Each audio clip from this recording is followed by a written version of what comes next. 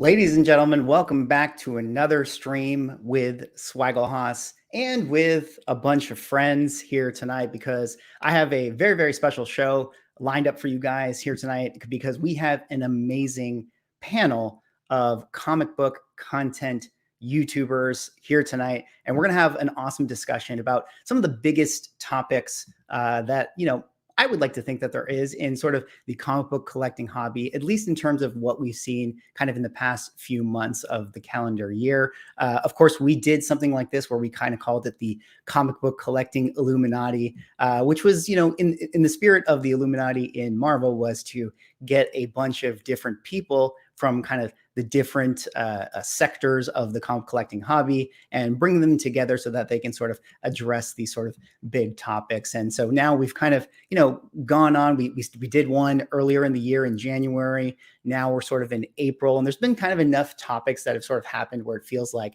yeah, maybe we can kind of get the band back together and have some interesting conversations. A couple of people are new this time around from the last time that we did this. It's not meant to be some kind of like an exclusive club that these are the people that do it. It's just a way for us to sort of come together and have different conversations with different points of view.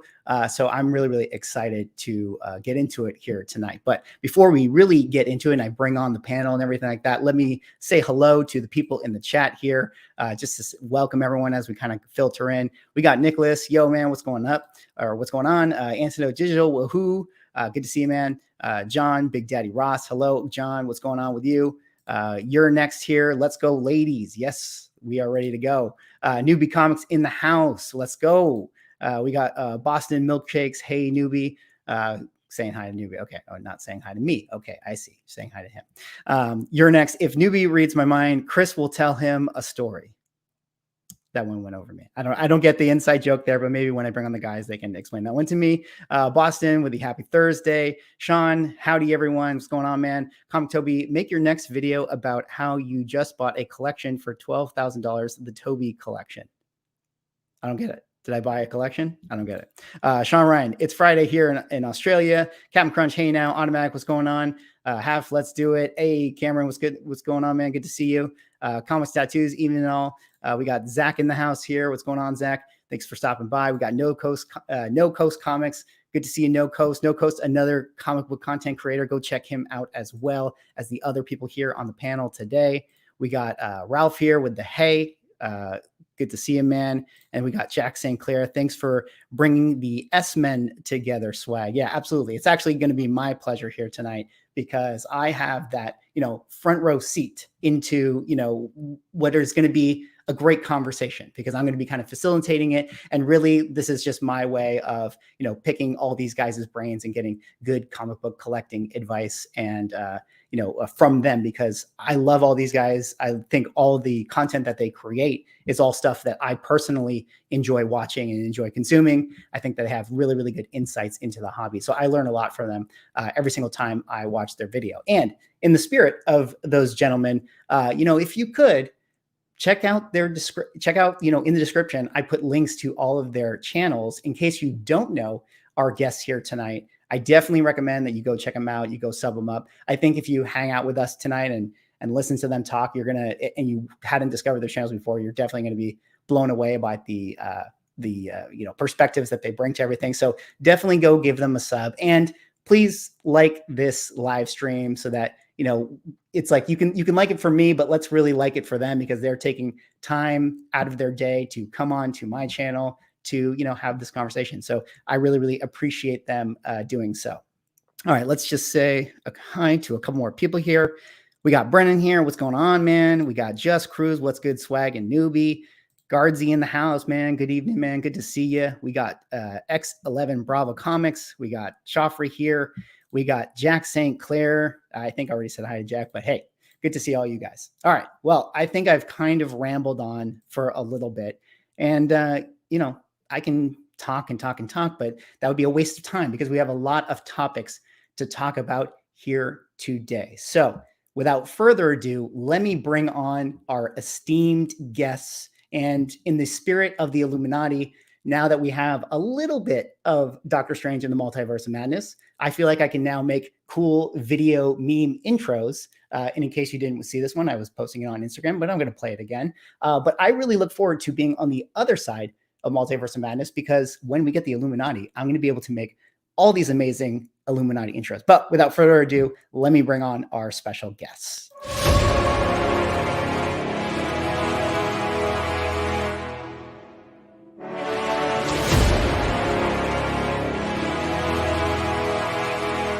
We should tell him the truth.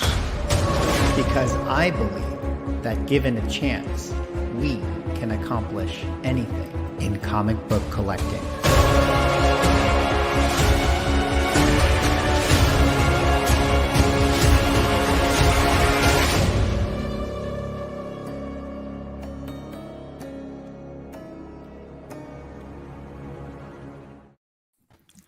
Everybody give some love in the chat to our esteemed panel here tonight. I gotta say, can't get enough of Newbie as Captain America. I was gonna say that's probably the only thing that was off about that video, but I'll allow it. I'll allow it. Look. The one thing I didn't mention is that, here on the Illuminati, I only invite people who are huge fans of Captain America. So, I think you fit right into how big that. of a fan you are. Yeah, absolutely. Well, thank you again, guys, so much for hopping on the channel. Newbie, I think I need a higher res image of your logo at some point. Need to have you send that over to me. But maybe what I can do is, before we start to do our little intros, I can just kind of bring up this little slide, because this is going to be how we have our conversation here tonight. I like to do my slides and stuff so we can have this conversation filtered. And I did have a slide for the intros, but I also want to see your face. So I don't really know how I want to do this, but let's remove this here and let's go around the cameras and say what's up. And maybe everyone can introduce themselves and give the people in the chat like a little intro here. So Newbie, why don't I start with you, and maybe you can say hi to all the people out there. First of all, flattered to be a part of this panel. Good looking people, these comic minds. So I'm excited. Swag, it's always a pleasure being here. Chat, what is going on? Newbie House, Newbieverse, not Newbie House. Wow. Newbieverse, Sundays, Tuesdays, 9:35 p.m. Eastern. If you want to have a good time, come watch me. But yeah, let's get the show started, man. I'm excited. Yeah. And then of course we got Chris from Jerno's Comics and Pop Culture. Chris, 9-time repeating person to the channel here. Great to have you back. Why don't you tell the people about them in case they don't know who you are? Yeah, man, I love it. I'm honored to be here, of course. And I was out sick with COVID last time this went down, and I remember I didn't get out of my bed for like almost a month, but I was in bed watching. I watched as much as that stream live as I could before like falling out. But yeah, man, just happy to be here. Talk about the stuff that we love. Jerno's Comics and Pop Culture. Guys, I'm making content 7 days a week most of the time. I have my Friday night lives every Friday. I'm also one half of Comic Book Canon. Big shout out to my partner in crime, Jeff, who is recovering from COVID as well right now. We do live shows every Sunday on our Comic Book Canon channel. So if you guys aren't subbed there, come check us out there. I think almost everybody here has been a special guest over there. And if you haven't, we need to talk after the show. All right, and let's kind of go, I guess, in the spirit of the momentum of how we're moving here. We'll go down to Bryan here. Bryan, why don't you say what's up to everybody? What's going on, everybody? First time on Swaggle House channel. Very privileged to be part of this community. I appreciate all the people I see in the live chat, and I'm really stoked to. I know most of these guys just meeting Ryan and Drew, so it makes it even better to meet new friends and hang out with people and talk comics. Absolutely. And Ryan, why don't you let the people know about you? Yeah, under Automatic Comics on Instagram and YouTube. Put out content usually 2 to 3 times a week, maybe a little less right now. Just been really busy, but I try to keep it consistent. But yeah, always love getting to be on here, talking with people. I mean, this is one of the things that's been I think just awesome about Instagram and YouTube is that I don't really have a lot of people to talk about this stuff like in my direct vicinity. And so it brings, people together, and you can, talk about things regularly that maybe you wouldn't get a chance to. So always a lot of fun. Yeah, 100%. And Drew, last but not least, say what's up. Hey everybody, I'm Drew. I own Como Comic Books. I'm a vendor, so I sell at like shows and stuff, conventions here in the Midwest. Right now, I'm actually sitting in my hotel room in Kansas City because I'm in Kansas City for Planet Comic Con this weekend. But excited to be here. We kind of tossed several dates around, and when this wound up being the date we had to go with, I'm like, well, I got to figure out how to do this from wherever I'm at because, well, I'm not giving up my chair. I'm here. I'm going to be here. Absolutely. Well, once again, I am super excited to have all you guys here on the panel here tonight. It's going to be a great conversation. Again, I put all of their YouTube channels and their links in the description below. So please take some time. You can open up a little tab, right click, open new tab, subscribe, come back here. You guys know how to do it. But with that said, let's kind of get into it. And, the idea of this thing is to kind of talk about, some of the big topics that sort of happened this year. Again, if I can do this quarterly, we'll kind of revisit some of the things that have happened. But so to the spirit of that, I wanted to sort of start at the beginning of the year. And of course, I forgot to click over to the what is this? This is me already doing the preamble of what this is. So let's click over to the next thing. But here we have kind of our agenda. For those maybe catching the rewind, I'll do my due diligence. I'll put some timestamps in so you guys can navigate to the topics you really, really want to hear about. But we'll talk about, 2022 and what I'm kind of deeming renewed market energy. Then we got to talk about the Super Bowl trailers and the trailer effect. We got to talk about some FOMO. I got some contender, pretender stuff that we're going to talk about with some books that relate to those. I got the Eternals effect. I think you guys can figure out what that might mean and some books that might have some similar situations going on there. We got the chosen one, TOSIN ODUYE. We got to talk about that book that came out in the market. We got some record sales that are exciting to talk about. We have some CGC controversies. Of course, it wouldn't be, I feel like, an Illuminati panel now if we don't have some CGC controversies. We have some influencer controversies. That's something that kind of affects all of us, I think. So we have definitely some, I think maybe hopefully not too biased of things to say for that. And then we have scams to talk about, which of course, it feels like a very hot button issue, especially when I think about Chris, who put out a video earlier today with the scam stuff. And then we'll have some further market outlook. So those are kind of the main topics today. But let's kind of get into this one here. And, thinking about the start of the year, for me, and maybe, I'm wrong, but I kind of felt like October, November, December was kind of a slow, like it was a cooling off period, like, right. Everything was going crazy in 2021. And then we kind of got into like the winter months and it kind of felt a little slow. And I got to give a lot of props to Boba Fett and Peacemaker for kind of reigniting some of that energy in the market. I mean, say what you will about the Book of Boba Fett, but it really did kind of, strike some of that spec market once again. And you can kind of see when we look at Star Wars 42 there, sorry for my hieroglyphics that you guys have to look here. But the low sale on October 21st for this book was a $3,000 book. And then 2 days before the show started on 12/22, it was 4,300, right? And then we kind of got into the show and then things picked up. And again, I like to point to the Iron Man book because to me, that's the like Dow Jones or the NASDAQ of the comic book market. And you can see there too, He's saying Iron Man is boring, Newbie. Yeah, no, he's not. I saw Newbie sweating bullets. I saw Newbie, but that to me is like the blue chip, right? So it was a little bit slow there and then started to pick up.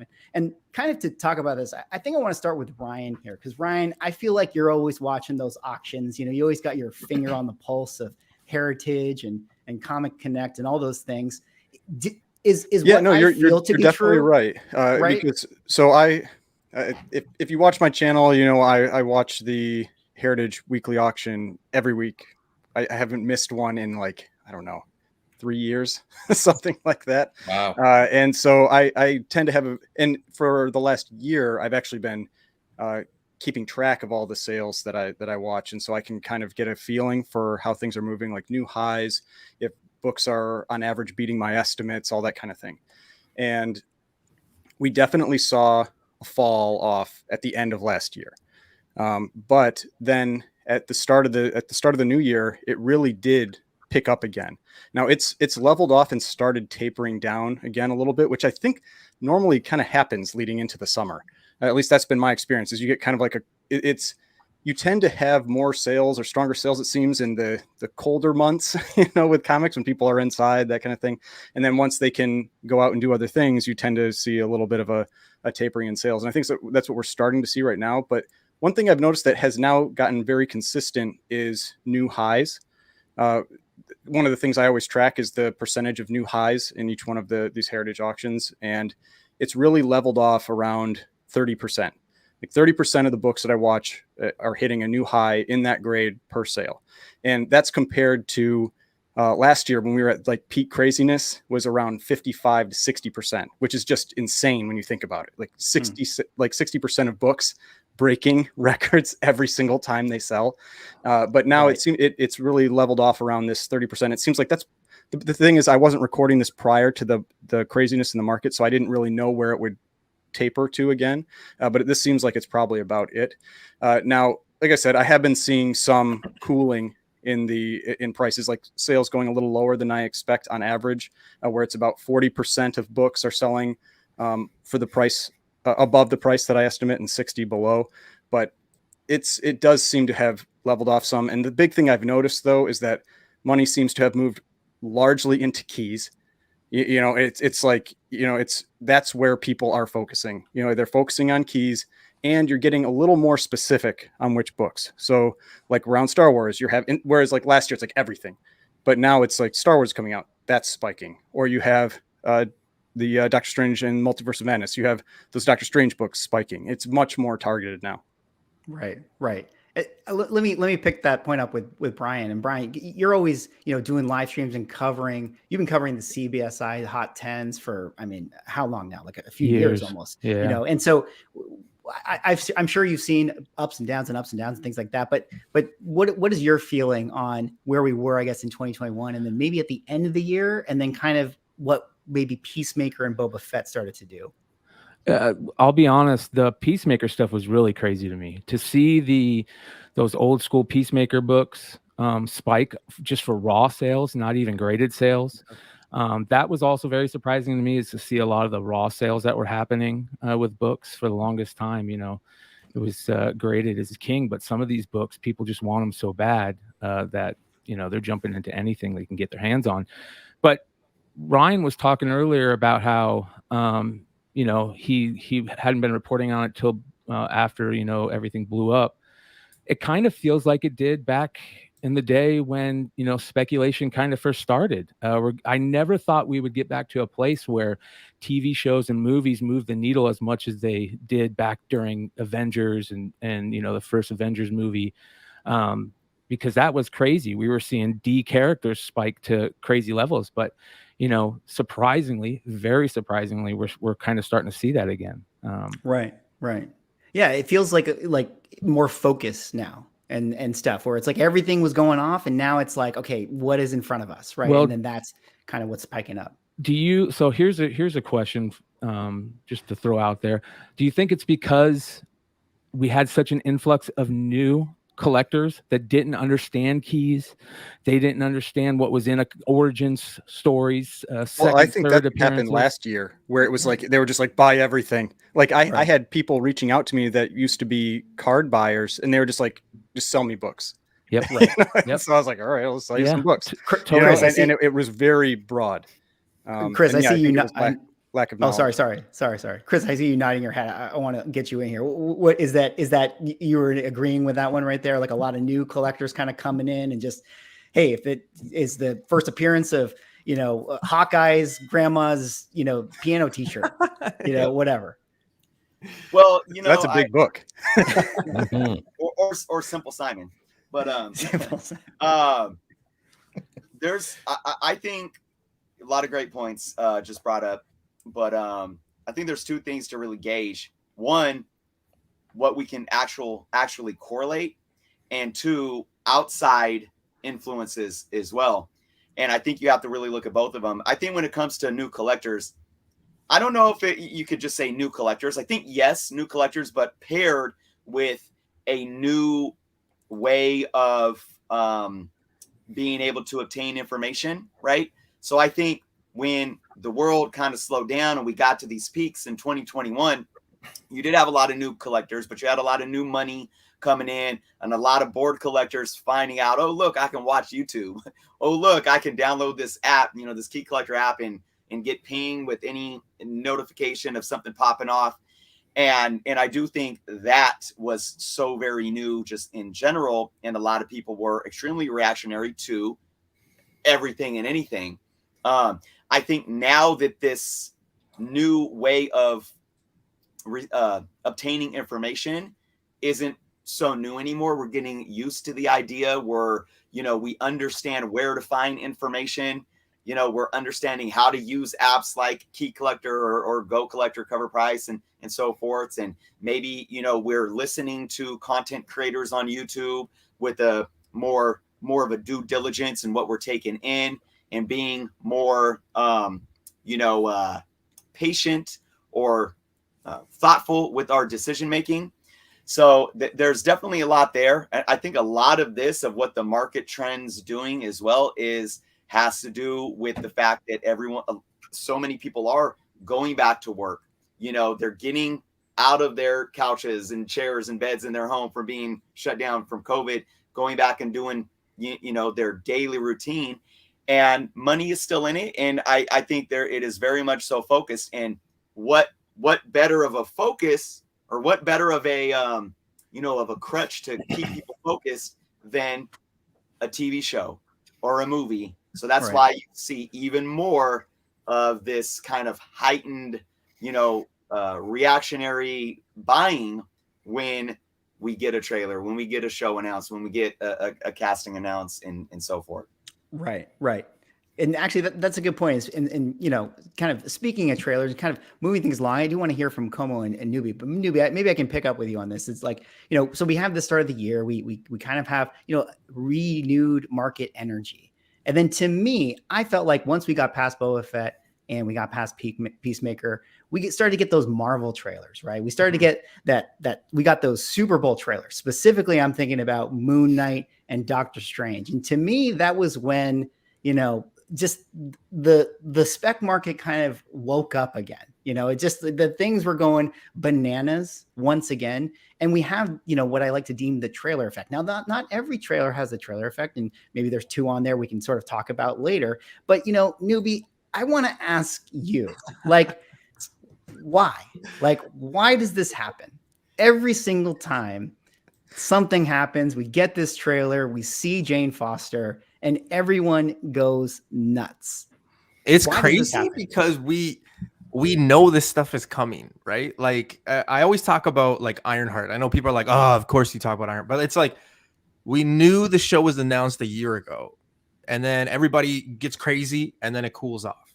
And then all of a sudden, oh, they got a director and they got a producer, and then it spikes again. And then this week, Riri's dead. You know, like it's just died off, right? But it does happen to a lot of characters. The Thor and Doctor Strange for sure.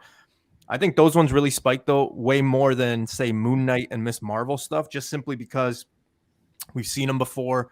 They're more popular. People can, you know, have had them in their household and watching them on big screen or TV for many years, right? They're two iconic characters where, like, when you have, you know, Miss Marvel, and I'm not throwing shade at you know, Moon Knight, but like, we haven't seen those characters. You're always throwing shade. I'm not, yeah, you're right. Listen, I just don't like the show. It's not my fault. Okay. But, you know, and I was talking about this with Ryan, I think, and Vancouver Comic Junkie and some of the comic kingpins, but like, you know, that, and I know you're going to get to it later, the Eternal stuff, the Eternal effect, right? But like, even Shang-Chi and Moon Knight and Miss Marvel, it's things that we haven't seen yet. So that's why there's that big question mark and stuff like that. But it's just crazy to me how we know these things are coming. Like, we knew Jane Foster was coming, but yet the trailer drops and then everybody goes crazy. It's like, Swag, we've talked about this where it's like, yeah, we'll buy it later. But you know it's coming. So like, what do you, like, when is later, you know, period, you know, like, when are you going to put that period on that? Because like, right, we know the person's coming, we know the trailer's eventually coming, and yet people just go crazy for the FOMO. I don't know. I think you're late to the party if you're buying Jane Foster right now. I really 100% are late to the party. If you're buying well, Drew, what about you to that point? I mean, like, are you pricing up your Jane Foster books right now? Like, why do people jump on this thing? Like, or is there a group of people who like, everyone's working, they got kids, they're not on YouTube watching, these great comic book content creators. Maybe they just didn't know Natalie Portman was showing them. They're like, I want that book, and they buy it. Like, what's your kind of thought on this sort of trailer effect? My thought on it, and I think we've kind of all positioned ourselves around kind of what's the fundamental truth I'm about to drop right here. Comic collectors have really short memories. It's always what is the flavor of the week, the hot thing right now. Where's the hype? What are my friends chasing? What are the other people chasing? What are the YouTube people talking about? It's very what. I'm smacking my mic around. It's very what is the thing right now? Right. And one of my favorite things to do is to just kind of come back in 3 months or 6 months or 12 months and find those opportunities for the characters we know that are coming back. I think that's a good thing. But yeah, I'm marking all this stuff up. Tom, a buddy of mine who's in the chat, I shot him a message Monday or whatever day it was when the trailer dropped. I'm like, so by the time the weekend gets here, Thor #1, is it going to be 125 or is it going to be 150? It was $125 on Key Collector yesterday morning when I woke up. So I don't know if it's going to hit 150 before the show kicks off here this weekend, but I'm guaranteeing you're probably not going to find one for under $100 anywhere in the show I'm at or most any other show, unless somebody's living under a rock.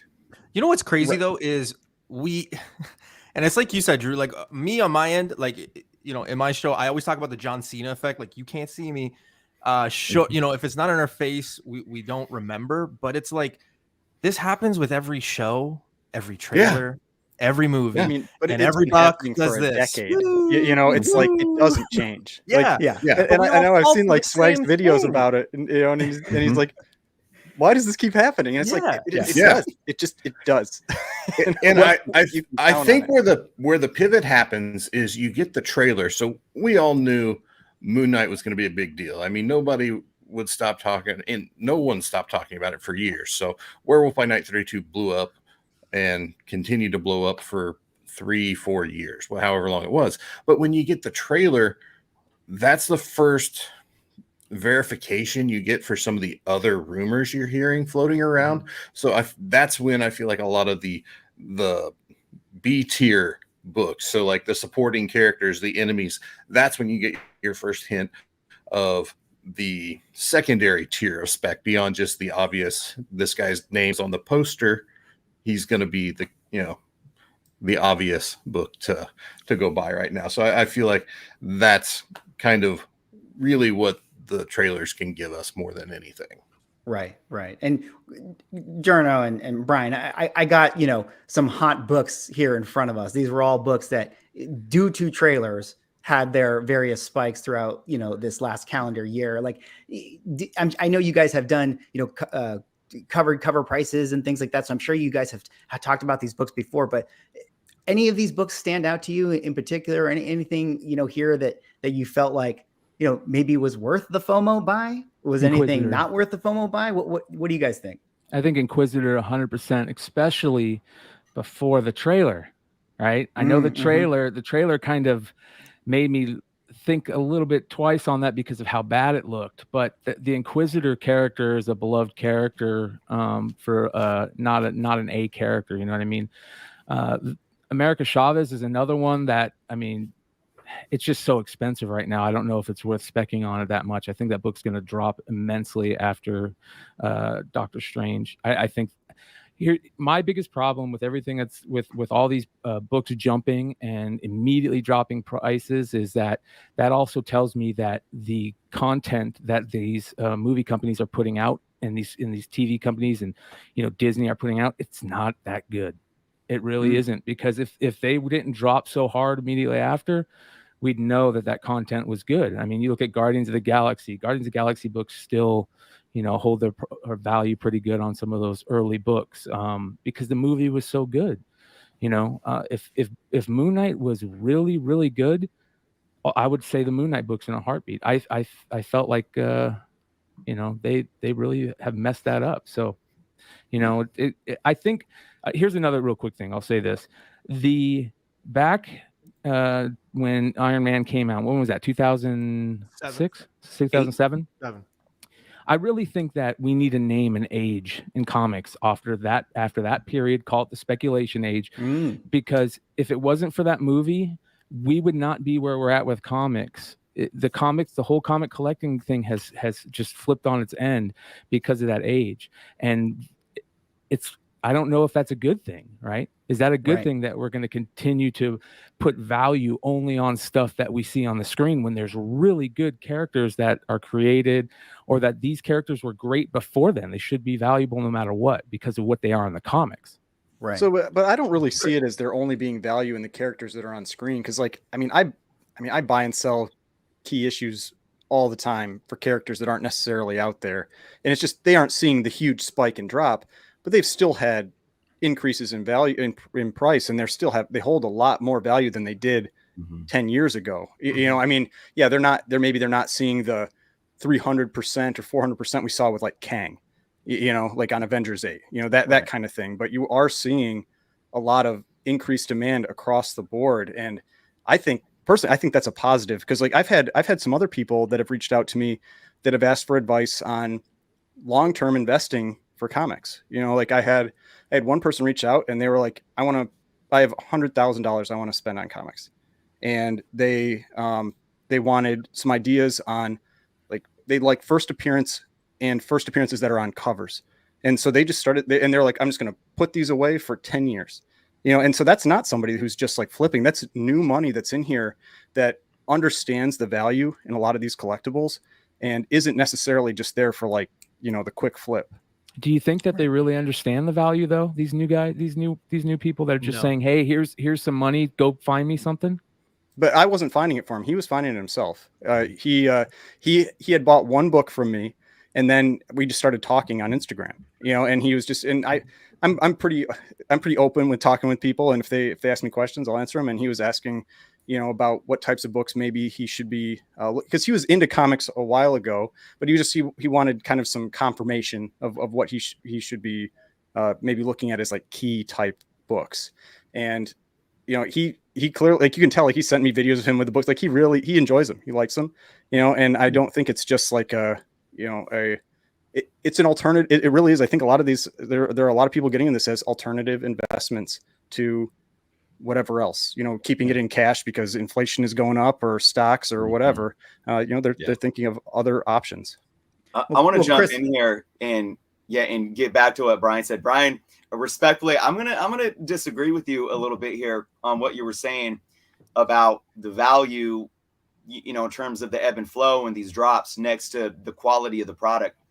I mean, if we look at the Infinity Saga, the MCU one was, I mean, you could put the MCU as a live action on screen universe up with Star Wars at this point, because of the Infinity Saga and that build up to Infinity War and Endgame. And Thanos was the heart of all that. And look at what Iron Man 55 did.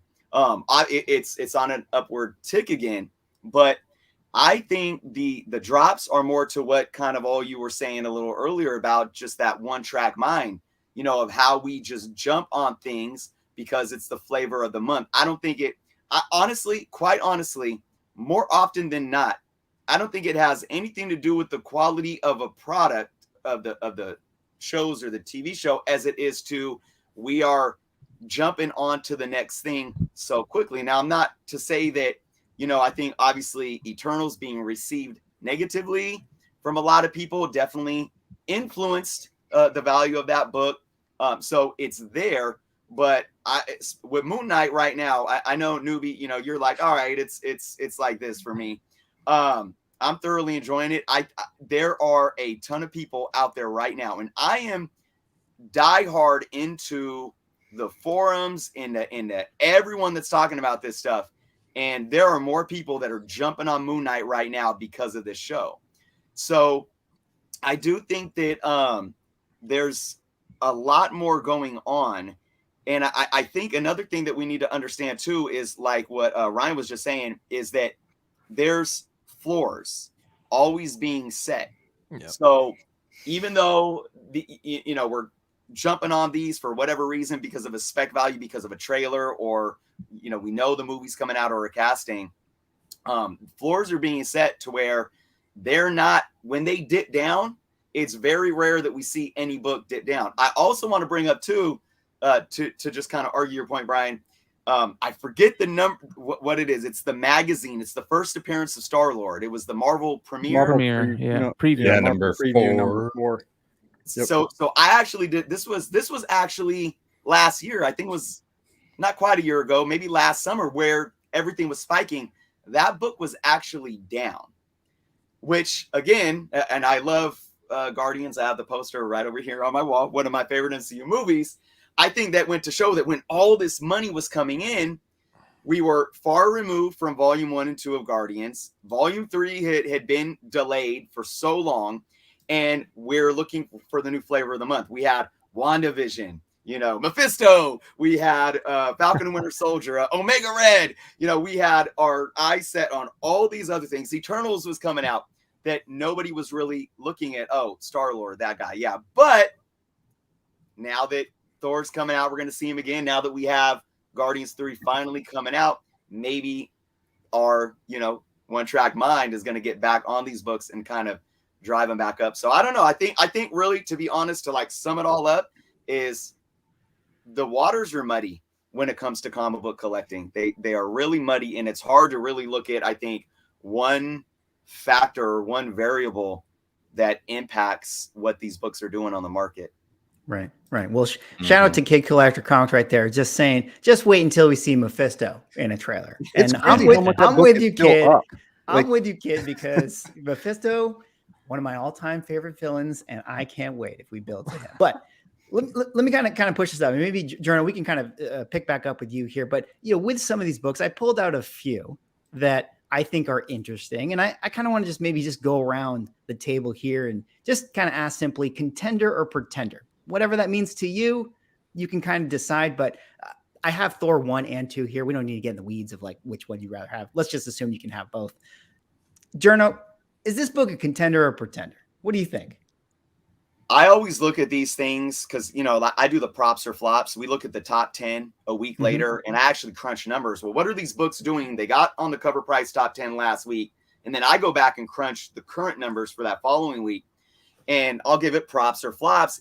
And a lot of times I'll give a book flops, not because I don't think it's going to contend long-term, but because of what it's doing on the market right now, short-term. So I think this book is absolutely a contender long-term. I think the lore of this character and, the intrinsic value of this character and the story arc in the comics, paired with hoping that what we see in live action is solid.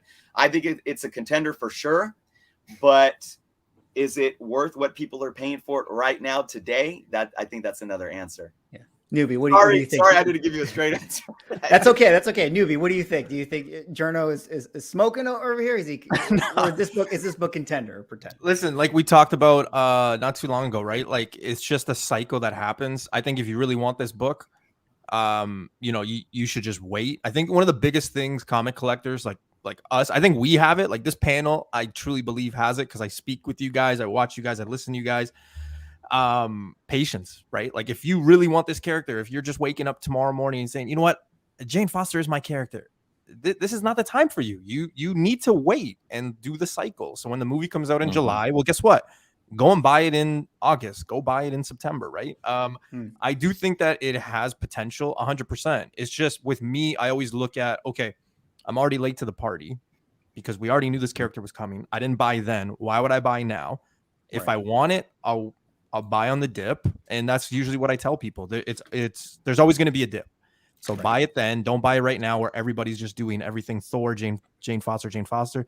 It seems like she's going to be around for a bit. So there is potential there.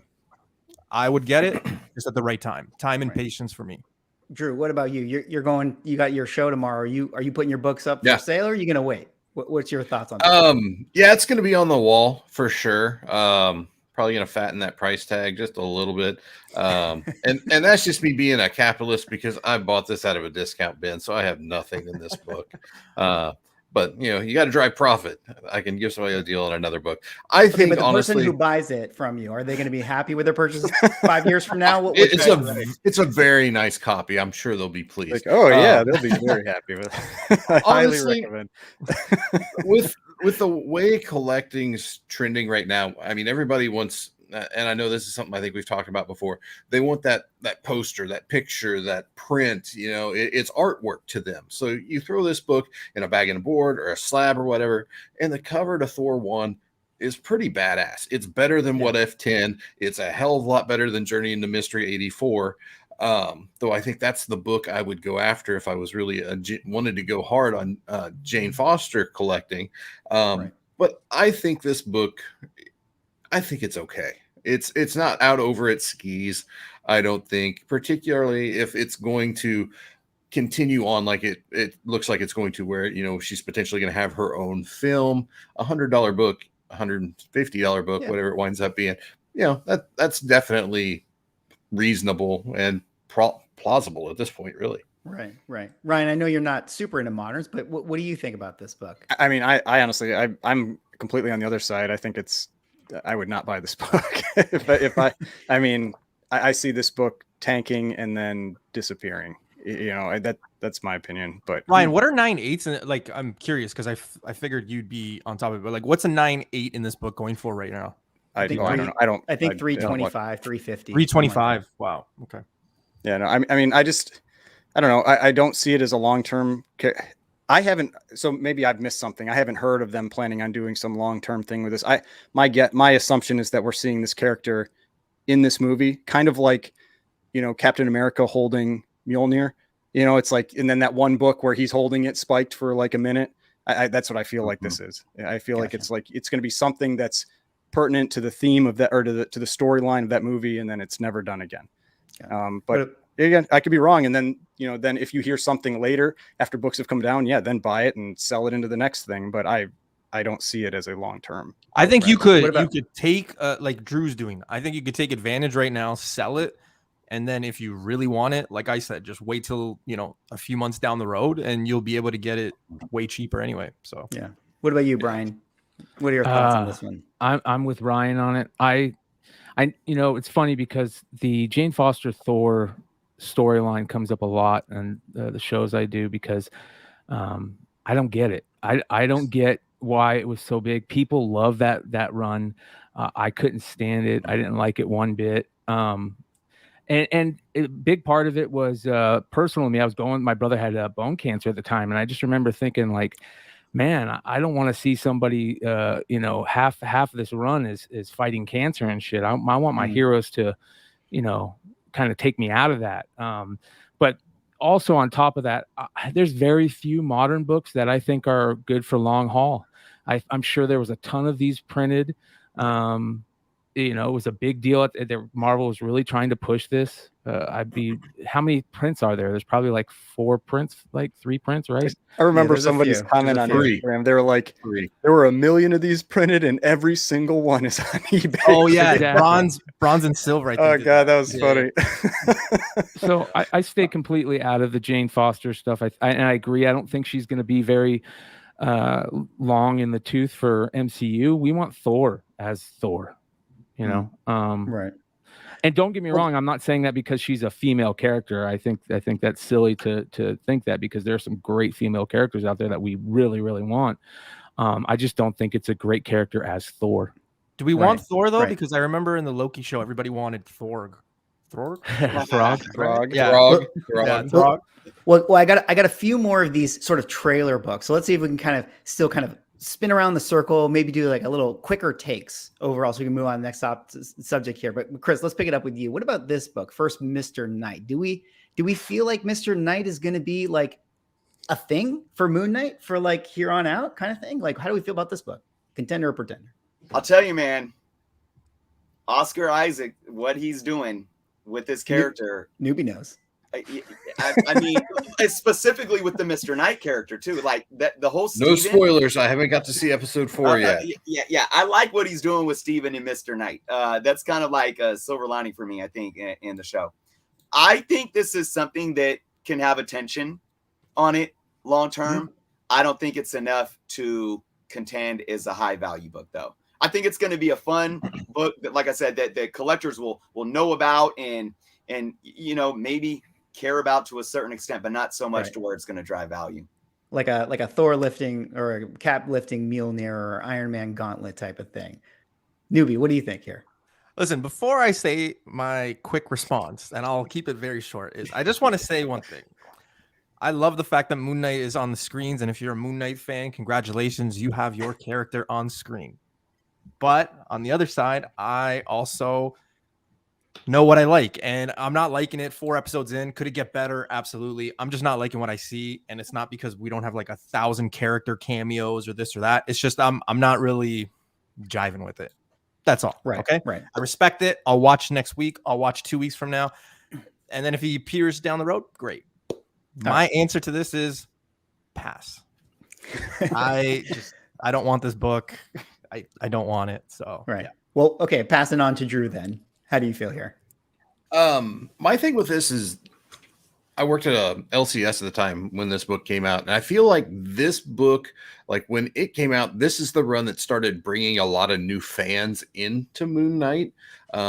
So just in my mind on the calendar, this is kind of the point where Moon Knight went from just being that guy that showed up in Werewolf by Night a couple times to being people's favorite characters. And I realized there were people that liked him before that, but it seemed like that grew at that point.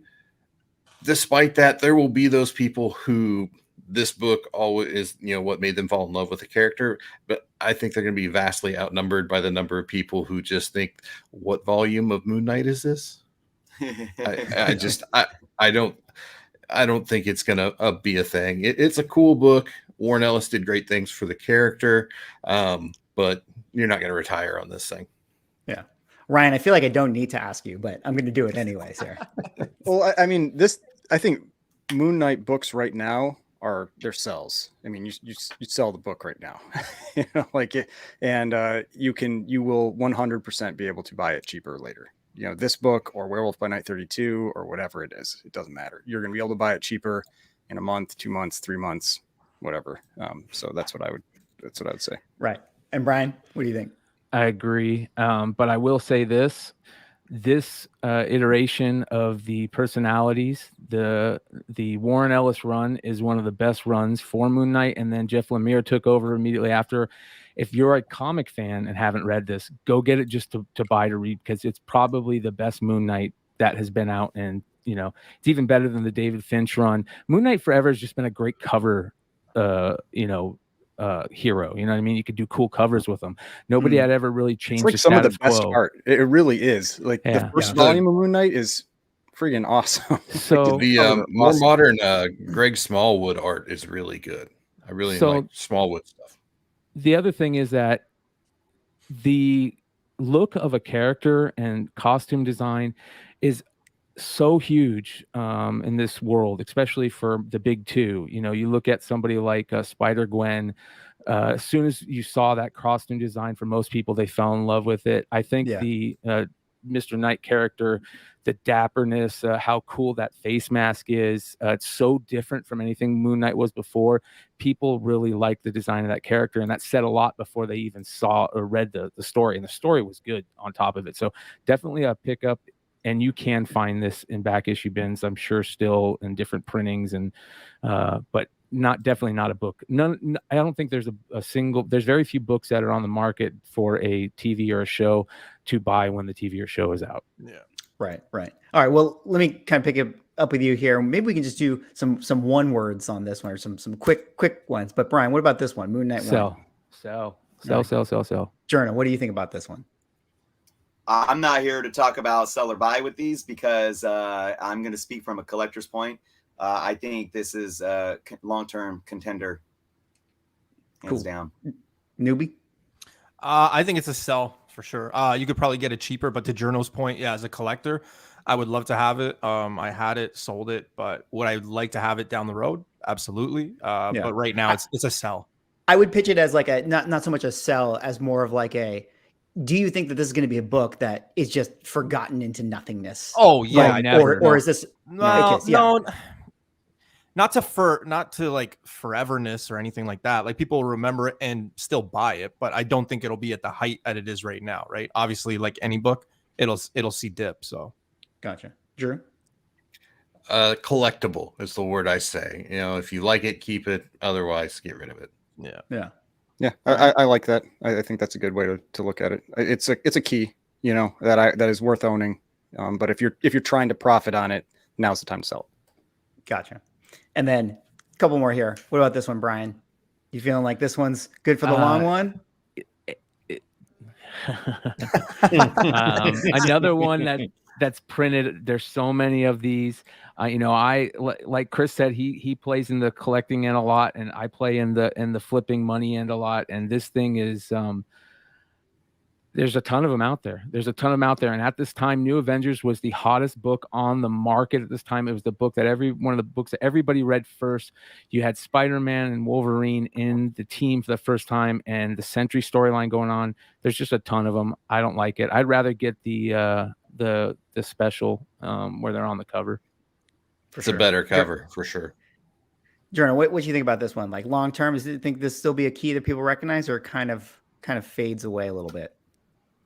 I mean, this just again the muddy waters of comic book collecting. What are we throwing around the word key to mean, right? Because a key doesn't necessarily mean it's worth hundreds or thousands of dollars. So again, I think you got to look at, you know, and something I want to note real quick too, to a lot of the books, those first couple of books we talked about, story. That's what I was saying about the Thor, you know, Jane Foster Thor, and what Bryan was saying about that Moon Knight run. Movie and TV show speculation isn't the only thing that makes comics valuable.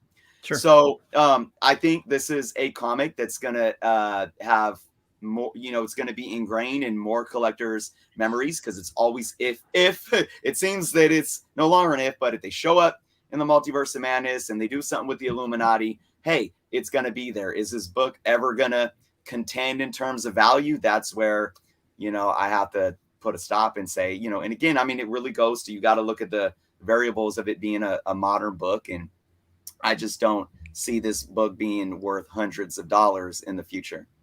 For sure. Newbie, what about you quickly here? Beanie Babies. Enough said. Drew, what do you think? I think if a book was in a dollar bin 12 months after it was released, you should never bet the farm on it.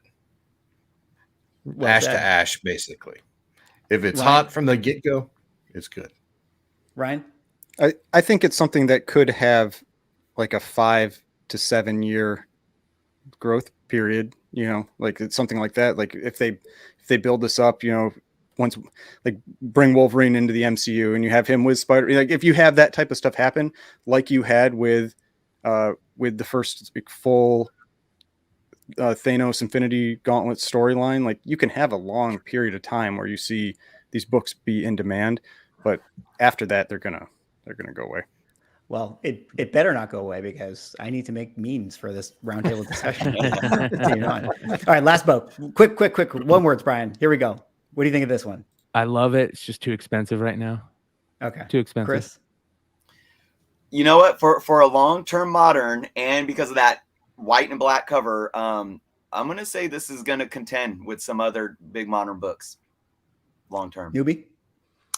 Depending if the creator gets paid and how much we see the character, I'm going to side with Chris. I think it's a contender down the road for sure. Drew? I'm in just for the Delato cover. Fair enough. And then Ryan?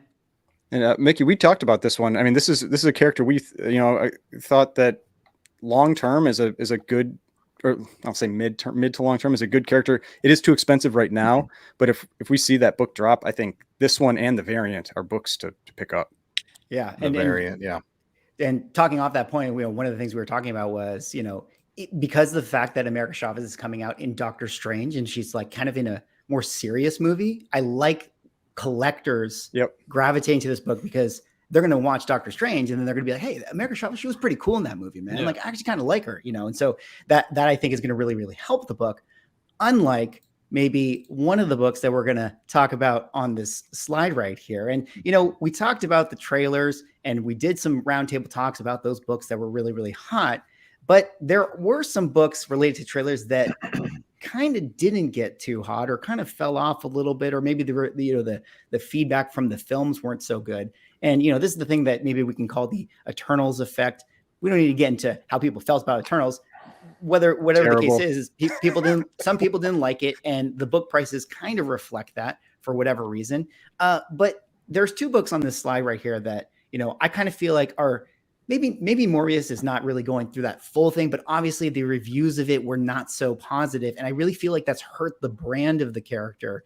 And maybe, people are starting to sell, they're not really believing it. And then the Marvel Now .1 book, that one also kind of was going down after the trailer, which usually is not something that happens. But I think people saw the trailer and said, more of a kid's show, not really for me, might pass on this thing. So what do you guys kind of feel maybe about, maybe we can talk about the Eternals effect in general. Chris, I'll throw it to you. Like, are you ever fearful that your favorite character is going to not be done right in the MCU? And then, that book's value is going to kind of get hurt for that. Are you ever a little worried about that?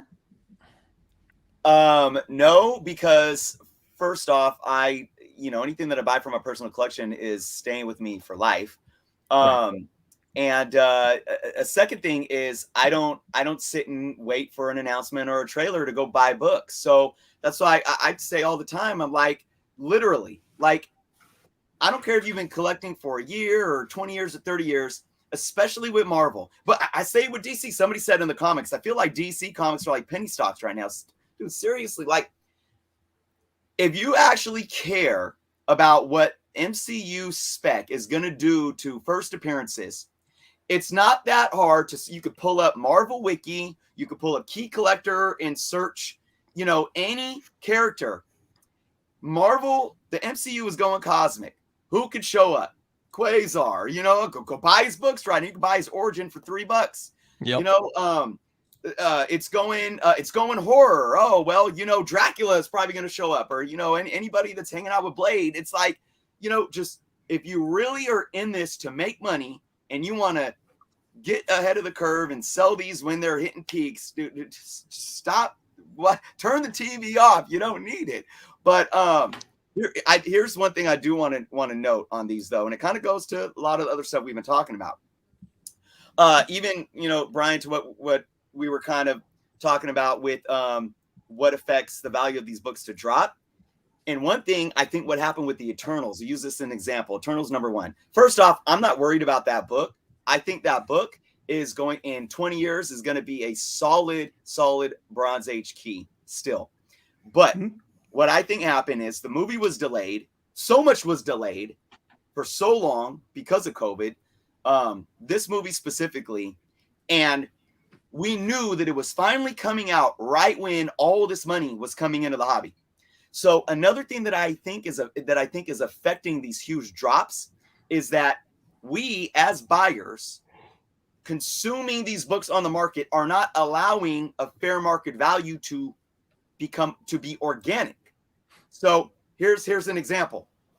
So summer hits and summer 2021 hits. The movies, we get the first trailer, right? And everyone's got all this money right now and they want to put it in the comics. And they rush to eBay. And there was probably only maybe a few on eBay at that moment in 9.8s. So what did everyone do? They caught the FOMO. And instead of looking at, well, this book was selling for maybe what, 800, 900, prior to any hype.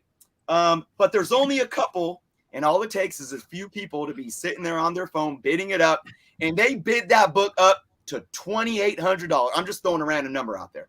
I think it did. Didn't it get up over 3,000? Hit about 4,000, like 3,800. Yeah. Right. So yep, there's only a couple out there. There's all it takes is like 4 or 5 people to want that book. They got money in their pockets. Maybe they're a doctor. Maybe they have a good job. Maybe they do have a stimulus check, sitting in their bank account. I'm not going to judge anyone or say that that's the case. And they got that FOMO. And now what do we do? What do we do when we look at the market? We don't look at what a book has been trending. We just look at high sale or last sale. Oh, shoot. So now as a seller, man, that last book sold for $2,800. I'm going to put mine up for $3,000. And then all you need is a couple more people to jump in and say, oh, shoot, there's only one 9.8 and it's selling for 3,000. So now we have this effect of where the FOMO, that fight or flight response to I need it. We're not even saying, nah, you know what? Last sale of this book sold for 800 only, and then the next one sold for 2,800. I'm good. I don't need to buy that. It's not even worth that. Maybe I'll pay 1,000 for it, but we're not doing that. So when these books drop off, we're not even considering the fact that this book was ballooned simply because of reactionary behavior and not because of actual supply and demand. So we're not letting the supply catch up to the demand, because by the time sellers that are sitting on this book catch up to the demand, now there's a crap ton of books sitting on the market, and all those people that caught the FOMO, they're like burnt out, they're done, and everyone else is sitting there lingering like, yeah, I don't know, I'm gonna pass. And then the movie comes out and it didn't get well received, and then now here's the thing, and this will be the last thing I say. After the movie came out, this book hit the cover price top 10 for I think 3 to 4 weeks in a row. And they based their top 10 on units sold. It continued to increase in units sold week after week after the movie was released. But you know what the price is doing? This. So you're like, well, how does that work? It seems like the demand is going up. Well, so many people were throwing them onto the market, dumping them, whatever term you want to use. The demand couldn't keep up because there was just so much out there. Nobody wanted to keep the book anymore. Everyone was selling off. And although more and more people were buying it, the price was still dropping down really quickly. So, yeah, absolutely. I mean, things can definitely feel like they can get really ahead of themselves in terms of the values and like the speculation and all that stuff. And maybe the trailers don't live up to the hype, or the movie doesn't live up to the hype, or people just overextend themselves to those prices. So the correction has less to do with maybe the reaction to the movie. But I do want to kind of throw this out to you, Newbie. We're still talking about this Eternals effect, but I kind of want to push it to this thing here and maybe start to talk about, like, you know, I picked out some books, and maybe everyone can kind of weigh in on this one. And I'm just kind of going to throw it out to the floor here. Like, when you look at these books, knowing that things are coming, is there anyone here that gets you a little bit worried that it might feel the same fate that something like Morbius did, or something like Ms. Marvel did? She-Hulk and Madam Web for sure. And it's not because they're females. Absolutely not. It's just, I think it's going to run into the problem that, one, we haven't seen it, and two, there's just so many out there. Like, I mean, I think we've all bought in from my comic shop. I remember the auctions for She-Hulk, there always being like 25 of them every week, week in, week out. So you kind of run into the same problem with like that Eternals effect.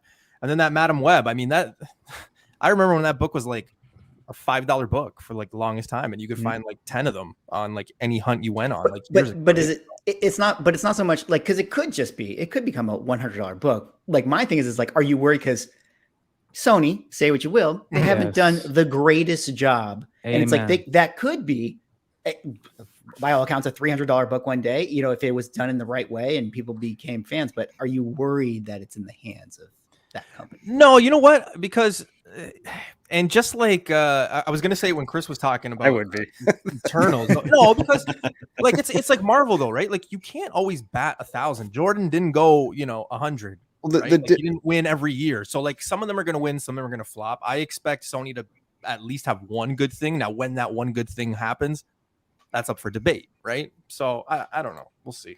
I mean, I see the difference as being that I think the way I look at these things, like where you get these shows or movies or whatever, is you really have to look at who they're targeting.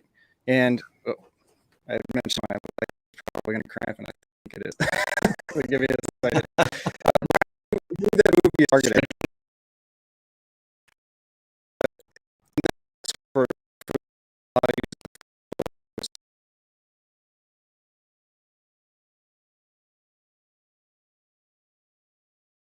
a younger audience, there's not a 13-year-old little girl that's going to spend the Craven book. I want to collect it. Like, should I, as a collector, should I get it now when everyone's excited about it, or should I? Well, You know, they kind aren't of excited think, now, so I would actually, now is probably more the Yeah. time Okay, to okay. get Well, that book. It's come well, down quite a bit. well, blanket question. Let's say I just want to collect these ones. Should I get them now, or should I feel No. like, you know what? I think that these shows are not going to be that good. Bryan, what do you think here? I don't think you should buy any of these now unless you come across a great deal, obviously. I think that there's only one, maybe two books in here that I would even think about buying now. I don't like the Nova. I don't like the Madam Web. I don't like the She-Hulk. Those were all dollar books forever. Now, don't get me wrong. We can talk in keys and this and that. First She-Hulk, cool book. The Madam Web book has always been weird to me, and the Sony thing just doesn't. I don't like anything Sony does now after Morbius. The Nova, I don't even think they would even go that route because they want to go young, and Sam Alexander is just a great character. The Craven book, though, is, like Ryan said, it's Amazing Spider-Man 15. Yeah. This is the most important thing that I will say for people that are getting into comics. Do your homework, jump in, like Chris, jump into the forums, jump in, follow all of the people on YouTube that are showing you the history of comic books, telling you, oh, this book is cool because, you know, it has a letter in the back from Frank Miller when he was a kid, or this is the, you know, a Jack Kirby, you know, when he got kicked out of, you know, Marvel and he went over and did, you know, DC. Learn that stuff and really just jump in, because the comic market is bonkers right now. It's still bonkers. And there's so many. I would never buy a book at this point for something that's you know, going to be coming out in the next couple of weeks. I'd be selling. Right.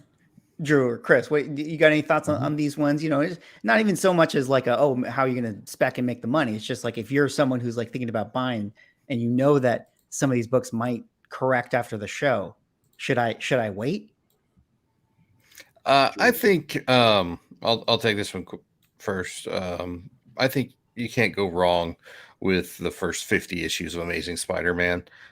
Just blanket statement. And I think what it boils down to is, if you're spending your money on books and characters that you care about, you're not going to get hurt. You know, you might spend money, but you still have something that means something to you. Whereas if you're buying it for other reasons, you know, you may not feel that way. But I also have serious reservations for anything Sony touches anymore. And I think a lot of the content we're going to start seeing coming out of Disney Plus is going to be designed in a way to garner them a variety of subscribers. Like, their whole idea is to make a wide swath of content that appeals to more people, so more people pay for their subscription, not to drive value in the secondary market for comics. So I think that's the way it's going to go. And unless you get something that's just fairly bread and butter, every one of these properties is not going to be a slam dunk and not something you should pour a bunch of money into, and especially not when they're solidly in production. Right. Jerno, what do you think? Yeah. Look, we got to shift the focus to the fact that, you know, we shouldn't be operating on TV and movie being the only thing that drives value in comic books. It's actually very extrinsic. You know, it's very extrinsic when we get a trailer. But one thing I would just say is, like, let's just say I was always been a fan of Nova. I just never thought to buy the book. Right. And so like the advice for that person is like, should I jump on it now? Should I wait? Like, blah, blah, blah. Like, what does that person do? Exactly. Well, I think it's important for that person to understand what's going on, to understand that people on the market right now, they see a sneak peek of somebody in the trailer, or they get a casting and they buy that book instead of, because I remember this is how it was for me when I came out of Spider-Man in 2002 and had been away from comic books for a while. I went back to a comic book store for the first time since I turned into a juvenile delinquent and said, I'm not collecting comics anymore. That was the love that I felt. And when, you know, even though it had its issues, when I saw the black suit in, you know, the third film, like, I went looking for my 252 in my boxes, and I went and bought a second copy, you know. So same thing probably when we saw Iron Man, you know, in 2008, when we saw the first time we saw Thanos in the end credit scene in 2012 at the end of the Avengers. We see this and we just were in awe, and that brings us like, Mom, Dad, I want to go to the comic book store. That 30 to 40-year-old individual that, you know, man, now I want to get back into collecting comics. It should be that. It shouldn't be this other thing where we're just, you know, diving into it. Oh, it's an announcement. It must mean that I need to go buy it. So what does that mean for the, like you said, the collector that just wants to buy these because of the love for the comics? I will say that patience, more often than not, pays off. I do believe every comic book on screen right here is a book that's going to continue to increase in value over time due to other things other than movie specs. So what does that mean? It means, yes, because there's movie hype around them right now, I would wait and see what happens after the releases of their properties. But once, and maybe they'll dip off, but once that happens, just as these books, because most of them are Bronze Age with one silver and one modern, Bronze Age commons are increasing in value simply because of inflation, let alone other things of them aging out. Silver Age Amazing Spider-Man is, you know, books that aren't even keys. You know, you used to be able to get a mid-grade Amazing Spider-Man, you know, under the 100s, those Silver Ages for, you know, $15, $25 in a nice mid-grade. Now, $30, $40, $50, $75. So I would definitely wait out, have some patience, but understand that there are other elements long-term that are going to be driving the value of these books. Right. Well, very, very good advice. I mean, at the end of the day, none of these books are guaranteed, and we don't know what's going to happen. But there is a book that is guaranteed, guaranteed to make us millionaires in the future, which is, of course, Black Panther #3, the 1 in 25 variant. First appearance of TOSIN, ODUYE. Bryan, I got to start with you here because you were the first person that put this one on my radar. This was a release of a new character that came out, and this book just went bananas. Being dubbed, you know, the next Miles Morales, was already flirting with Miles Morales prices out the gate. What was your take on this one? And maybe you can kind of give us a little recap and where maybe you've talked about it now. And actually right there, it's a little bit small, but you guys can see now that we've got those CGC 9.8, you can see the book selling at that kind of, you know, $1,000 price point. So that's kind of where it sits right now, in case you guys were wondering. So for the price wise, the hike on the price wise and everything, I'm not going to talk about TOSIN necessarily as a character, but for the price, I think there's a couple, obviously there's a multiple things going on this. There's a lot of nuance in this. We were doing a show live. I can't remember what show it was, but we were live on air. There was a copy of this that had got put up. It was getting ready to end, and we were watching it live, you know, hit 350 raw the day after it came out. And it was one of the craziest things I've ever seen. Now 1 in 25s, yeah, you can't say 1 in 25 you're going to pay ratio at $25 anymore, because this is a $5 book probably. So you got to add a little bit money on there, but for 350 raw for this book is crazy. And it was a 3-story book. There was that other character on the cover there, Gentle. I thought that was a cool character. Nobody was talking about that character. It was all about TOSIN and was 100% the Miles stuff. You look at the cover, it looks a lot like the Jurjevic 1 in 25, which at that time was hitting what, 10 grand for like a 9.2 or something like that. 5 figures for sure. Yeah. So a lot of people were thinking about their Jurjevic, like, oh my God, I got to get in this now. There's a ton of FOMO with it, and it's still rising in value. Raw the other day, there was 525. I think a couple days ago, this sold raw on eBay, 525. And here's the other thing: there's a ton of these out there. I've seen probably in the last 2 months, 5 people give this away live on a show. Just give it away. Mm-hmm. You know, and wow, really? And you know, you look at the other covers. The A cover is beautiful. Thank God that A cover is finally starting to get some love. But the cover that blows me away the most, that's not getting any love, is that Gary Frank cover. I think the Gary Frank cover is way better than the Torrin Clark cover. This is one of the craziest things I've seen in comics in a long time. Yeah. And look, by all accounts, this could one day be a 5-figure book. I mean, none of us can see the future, but like, it definitely seems like, wow, like people, they got faith in this thing. Newbie, do you have faith in this one? Were you someone that wanted to hop on this book? What was your thoughts on this? I did. I sold it pretty early. But I've always talked about, to your point about not seeing the future. I've always talked, as we all have, to many people. And one of the biggest things that always comes up is like, yeah, like I got to get this book on New Comic Book Day because you never know. It could be this book from 30, 40, 50, 60 years ago, right? And a lot of people think that way. And so that's how you end up with thousands and I know, yeah, 100%, right? But then 30 years from now, I start thinking like, okay, 30 years from now, like, are people our age who are into comics going to be looking as one of the biggest keys, right? And right now, I mean, it's hard to argue with it, and I know people want to be against it because it's modern, and it's TOSIN.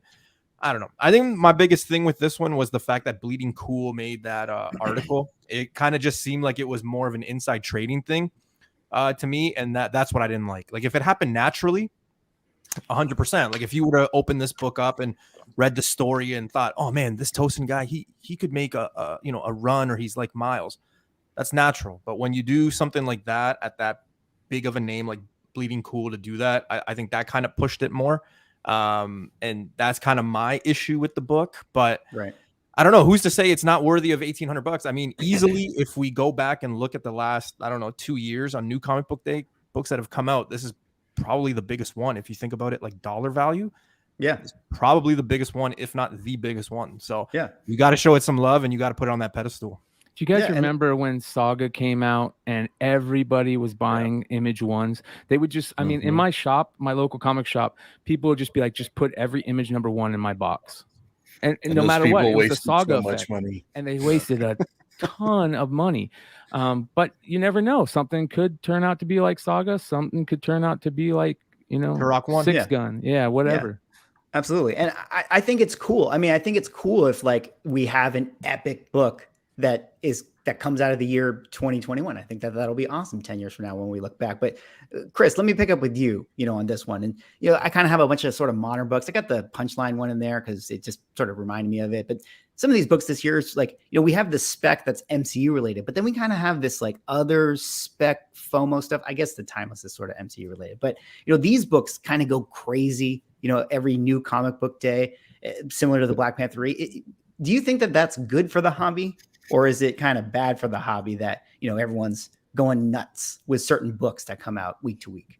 Well, I'll say two things. One, just to touch on the Black Panther, I like what Newbie was saying, and I'm not familiar in depth of what the Bleeding Cool stated, but I do have an idea of it. I put that parallel to like, I won't even say their names, but this shell of an account that basically stated it's official that we're getting a Midnight Suns, and we have an exclusive official, it's MCU. There's too much of that out there. There's too much of people that, and especially for somebody like Bleeding Cool, who should be seen as a substantiated source, a credible source, to be almost negligent with the way that they're delivering information or sensationalizing information, or plain and simply stating false information. Clickbait, whatever you want to call it. I think that's why you had what you had with the TOSIN book, regardless of what it's going to do in the future. I think that's point blank problematic. Yeah, I saw some articles recently. I had to block them from my Google feed. Google just started throwing them up there. Oh yeah. And it was when they weren't putting out the Thor trailer. It was like they would take individual words from people's tweets and then plug in other words and just make some sentence where it's like, Thor is a money laundering scheme. And I'm like, what are you even talking about? And I was just like, I'm done with this. I don't have to see any of this crap. So much nonsense out there. And again, even for Midnight Suns, we could put, what was I just saying a few minutes ago about anybody that looks up Marvel Wiki or has read any comic books, Midnight Suns is probably something that's going to happen. But those books shot up simply because we had a non-credible source lying, period. So, but to the bigger picture here of we look at what happens week to week with new comic books. Is this a good or a bad thing? I've always been the optimist. I've stayed away from talk. I'm not, speculation is killing the hobby. Variants are killing. None of that. If anything's killing the hobby, it's you having a bad attitude and not letting other people collect how they want to collect. Do you let them do them? And look, there in all these books that are right here, there's different things going on. And this is what I actually love. All these books aren't just because we got a live action casting announcement or a trailer. There's new characters showing up in a comic book and people get hyped over that. And it has nothing to do with the TV show or a movie. Now, does it validate the price that it shoots up to in those first few weeks? Maybe not.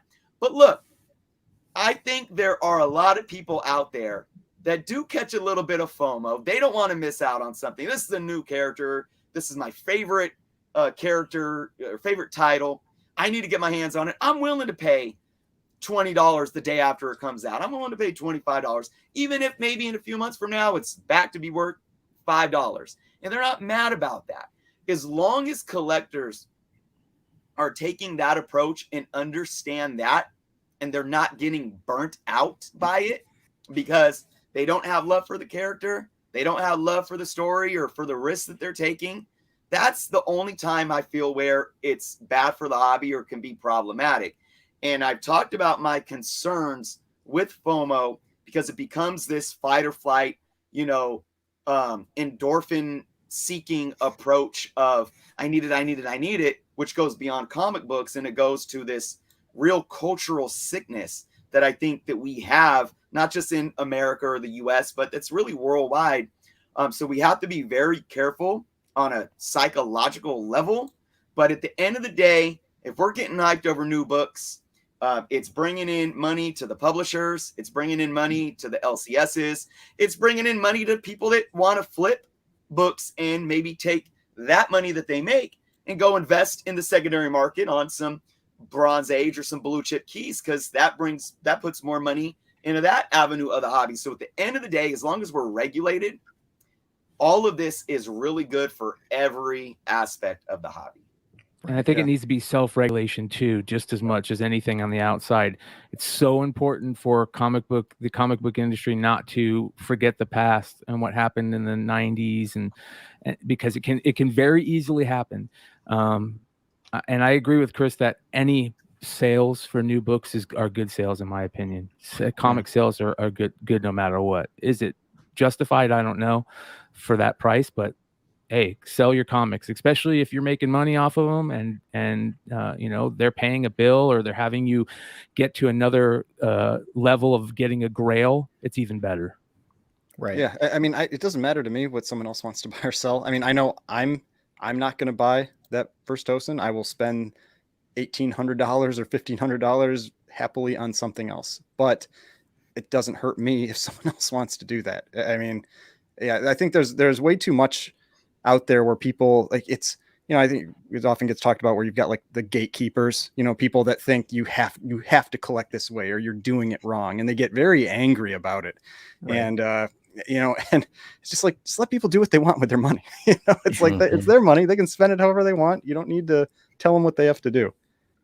Yeah, very true. Drew, I got to pull you in here. What, you got anything that kind of add to this thing? Or you got any feelings one way or another about people losing it week to week? I mean, Ryan took the words out of my mouth. I have no feelings about this book whatsoever because I haven't given it any thought. I mean, I heard that it was a thing and it's just not my deal. So if somebody wants to dump their money on that, that's great. I could write a list. I could write a different book I would spend that money on for every dollar they spent on it before I would spend that money on that book. But like Ryan said, I'm not anyone's banker, mama, or heir. So do what you want with your money. Fair enough. And well said. And well, I'll say this, do what you want with your money, even if that means buying some of the craziest books there is in the market. So we got to do a little game, right? Would you rather? We were talking about the TOSIN book. It sits around a 9.8 CGC 9.8, around $1,000. And I just want to do a quick little lightning round here, guys. Just a would you rather situation. So let me start with Newbie here. Newbie, would you rather have a CGC 9.8 of the TOSIN, or I'll give you a little option here. You can either have a 9.0. I almost don't want to offer you the first print because I feel like everybody would just take the first print. But the first print 9.0 fair market value is $700, and the second print CGC 9.8 is $650. Which one would you rather have? You know what, Mr. Mel V, shout out to Mel. He mentioned this a long time ago and said, "Man, I asked my nephews who Spider-Man is, and they said Miles." And that was enough for me. I think Miles has a way higher ceiling. Even if TOSIN is the next Miles, we haven't got Miles yet. So I'm going with Miles all day, even if it's a second print, all day Miles. Fair enough. Jerno, what about you here? Which would you rather I have? agree. I'll take a first print, a second print, a variant. I'll take a beat up low grade of any Ultimate Fallout 4. I don't care which it is before spending a ton of money on that Black Panther. Fair enough. Bryan, how you feel?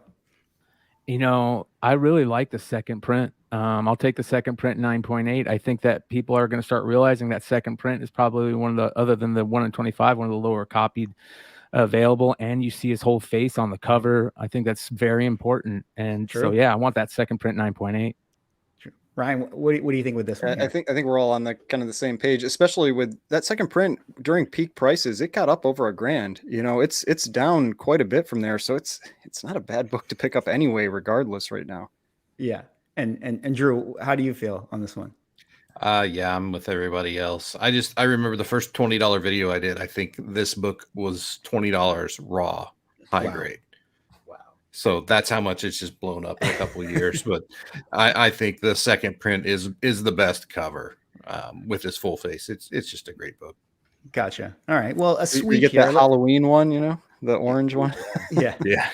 A sweep for this one, but let me see if I can not get a sweep. I don't know if we're gonna get it on this slide, but we still have to talk about it. Drew, let me pick it. Drew, let me pick it up with you again here. Okay. This better be a sweep. This better be a sweep. CGC 4.0 fair market value is $900. Black Panther 1 in 25 CGC 9.8 is $1,000. So you have $100 in hand with the TOSIN. I'm honestly, I'm a little bit hurt you even asked me this question. FF52 all day. Fair enough. All right, Newbie. I just keep me and Ryan always do like Simpsons memes, and I just keep hearing this meme in my head. Hate crime.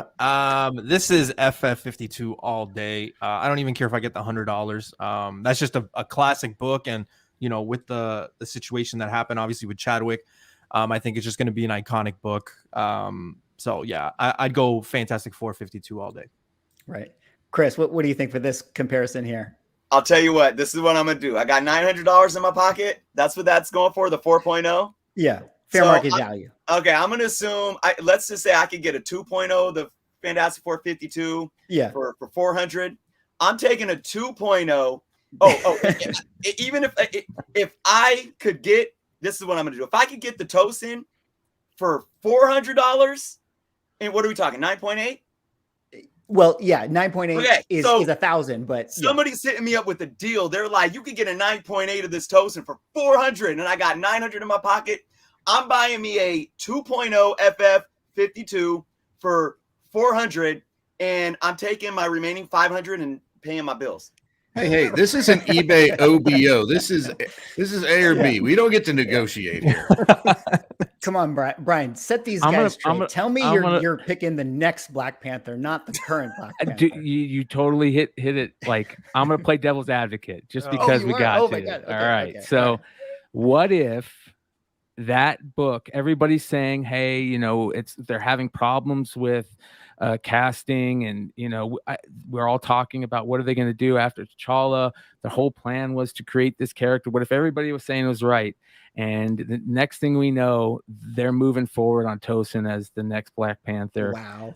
I mean, if that happens, then that book right there could be the Jurjevic Ultimate Fallout 4. Do I think it is? No, but I'll play devil's advocate a little bit and you know, just throw that out there. You know, they're having kind of problems, or at least we're hearing rumors of problems with Shuri. But even though a lot of us all want to see Shuri as Black Panther, there's rumors that M'Baku could end up, you know, with the title at the end of the show. And you know, a lot of us really would. I think that what's his name, Michael B. Jordan could end up being the Black Panther and the Illuminati and Multiverse of Madness. So Yeah, you never know. It could be something crazy. But I'm still going to take the Fantastic Four. All that. Fair enough. Ryan, I'm going to have to handicap you. I'm dropping your Fantastic Four to a 1.0. No, I'm going to make it a 0.5 qualified. Ooh. Can I get you? I'd take the TOSIN then. I mean, like for a 0.5 qualified, I'd take the TOSIN. But like, I mean, I generally have had a concern about FF52. I mean, because of everything that's been going on, it's still, like, granted, it's still Fantastic Four 52, all of that, but I have thought that the prices, I mean, and they have started coming down. I have thought it's likely that the prices would come down more with that book. However, if they like reinvigorate the title or the character with TOSIN, what I always say is, like, you go back to the original. You know, you can have that new character, and so you have like Ultimate Fallout 4. Yeah, that's the, you know, the new Spider-Man. That's, you know, that's going up in value a lot. But hey, so is Amazing Fantasy 15. You know? So it's like a lot of people like to go to the very first time you see that character, and so that is a big deal. So even if TOSIN becomes the next Black Panther, yeah, that might drive up its value, but you will probably also see the original Black Panther prices go up. Yeah, totally. All right, well, let's kind of keep rapid firing this one here. Actually, you know, Bryan, you kind of did a good little thing here, and maybe the panel will still be on the fence with this one, but let me do this. Let's start with the person who here would take TOSIN over Black Panther 2. Is there anyone that would do that in this situation? Okay, man. Drew, let's start with you here. It was your turn, so tell me what you think. Honestly, I felt like Black Panther 2's kind of been overhyped a lot. I mean, I don't know. I just don't have a lot of faith in it. So if it's try this crazy hot new book that everybody seems to think is going to be the next big thing versus a book I don't have much faith in, sure, I'll roll the dice. All right. Newbie, you had your hand up. You feel the same? Well, Bryan, thanks. Because you kind of, you know, twisted my arm there with what you were saying, but actually what Bryan said actually made a lot of sense, and it kind of made me think. FF52, still a grail book for me. I love it. I let it go too early in my earlier days, but yeah, I think I might take the TOSIN book in this situation, just for the fact of what Bryan said. Right. I don't believe in the Black Panther 2 long term. I think you have a better chance with TOSIN. So, all right, well, let's pick up with Jerno here on this one. I feel like this one's probably going to be a sweep again. Would anyone take the TOSIN book over Riri Williams here? You got $300 in hand with the TOSIN book. I wouldn't have took either of those previous two. I would have kept my money. But it's not an option. I know, right? You're not gonna look, man. I'm very well, it's not that I'm indecisive. I'm not so cut and dry, right? Even with this one, I just personally, I don't buy 9.8s. You know, it's like, especially for a modern book, go find a high raw for, like, you know, a fifth of the price. But I would definitely, I think. And again, I'm not basing my opinion just on MCU speculation. I think Riri is a character that has intrinsic value long term, but TOSIN could too, just because of the comic books. So I think this is definitely a tough one. You know, I think this is one that is definitely arguable to where both of these books could definitely have a bright future. I will say that I still think the TOSIN book jumped off too hot. If I had to spend money on these, I'd still go with Riri. Fair enough. Because like with Riri is a pretty certain thing. That's the difference. You know, the other one's a big question mark. Are you ever going to get it? But yeah, you know, outside of movie spec, she still has a following. Yeah. Right. Okay. What about this one right here, guys? Drew, are you a Ms. Marvel fan? Would you take the Ms. Marvel book over the TOSIN book? Take the Man. present or go for the future. Is it still at 950?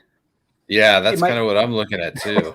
It might be less. I kind of just grabbed the quick fair market value, but who knows where it's at. Man, I'm gonna pull a Chris and pull an option C that is completely unrelated. I'd probably go with a TOSIN again. I don't know. It's like the higher risk, high reward in a way. Yeah, exactly. I feel like at this point, the 0.1 already has a lot of it baked in, whereas TOSIN still has this giant question mark over it. It could fly or it could fall. Who knows? Right. What about I'd take the 0.1. I would take 0.1. With expecting prices to kind of like tank, or that they have started to tank on that book. And I think that's because you've got this show right now that's coming out that does feel like it's more for kids, but she is eventually going to be in the main MCU, like in a big, movie. And so Marvel. that's where I think, like, at that point, that's where, like, longer term, like a few years out, this could be a really big book again. Yeah. Yeah. What about okay, so here's something interesting. TOSIN kicks off. The writers in Marvel, they really didn't think that they were gonna, turn this into a Miles. It's just luck that it's kicked off after that first issue. Everybody goes crazy for it. Marvel says, "Hey, this character kicked off. Change the story. Let's do something better with him." So I think that's something you want to look at. And I agree with Ryan that even on the 0.1, you still have, even though to me the scenes and the trailer that we've seen, there's kind of a little if stuff, but she is still going to be in that Marvels movie, and that's going to be a big movie. Mean, Marvel's going to really, really push that movie into something big. And because even if people people say they didn't like, the first Captain Marvel or Miss Marvel movie, really, but like that movie made a crap ton of money, a ton of. What did Iron Man 3? What's that? Nobody cares about Iron Man 3. So did Iron Man 3. Nobody cares about Iron Man. Okay. No, I think you're right. It's Ryan was what we're talking about, where it's like, I think, there's going to be the people who see Ms. Marvel. Maybe it's a kind of more kiddie. They're not going to whatever. But then when they see the Marvel movie, which is going to be more adult theme, they might be like, cool. Exactly. They might get an appreciation here. Kamala Khan is a very big character, though, real quickly. When you think about the new readers that she can bring in, that's a very big character. New generation, man. The people that are watching it, those young kids, they're going to think, hey, what got you started? And it could be that show, right? So you never know. Well, Jerno, based on your last couple of answers, I feel like you're probably not going with Eternals, or you're probably not going with TOSIN here. But well, interesting enough, I would have went with TOSIN over the Kamala, just because I enjoy the Black Panther characters more so. So I'm even looking at so again, it's like, for me, I wouldn't spend my money on. I'm going to give you the book. I'm going to give it to you. Right. Exactly. Which one do you want? That's what I want. Right. When you take that aspect out of it, I mean, there is a huge element within me that looks at these things of what do I enjoy owning? What would I enjoy owning? And for sure, I love Black Panther, so this is a little bit tough, but I'm all about older books. And I would definitely, I don't care what it's been doing. I don't care that I didn't really enjoy the movie that much.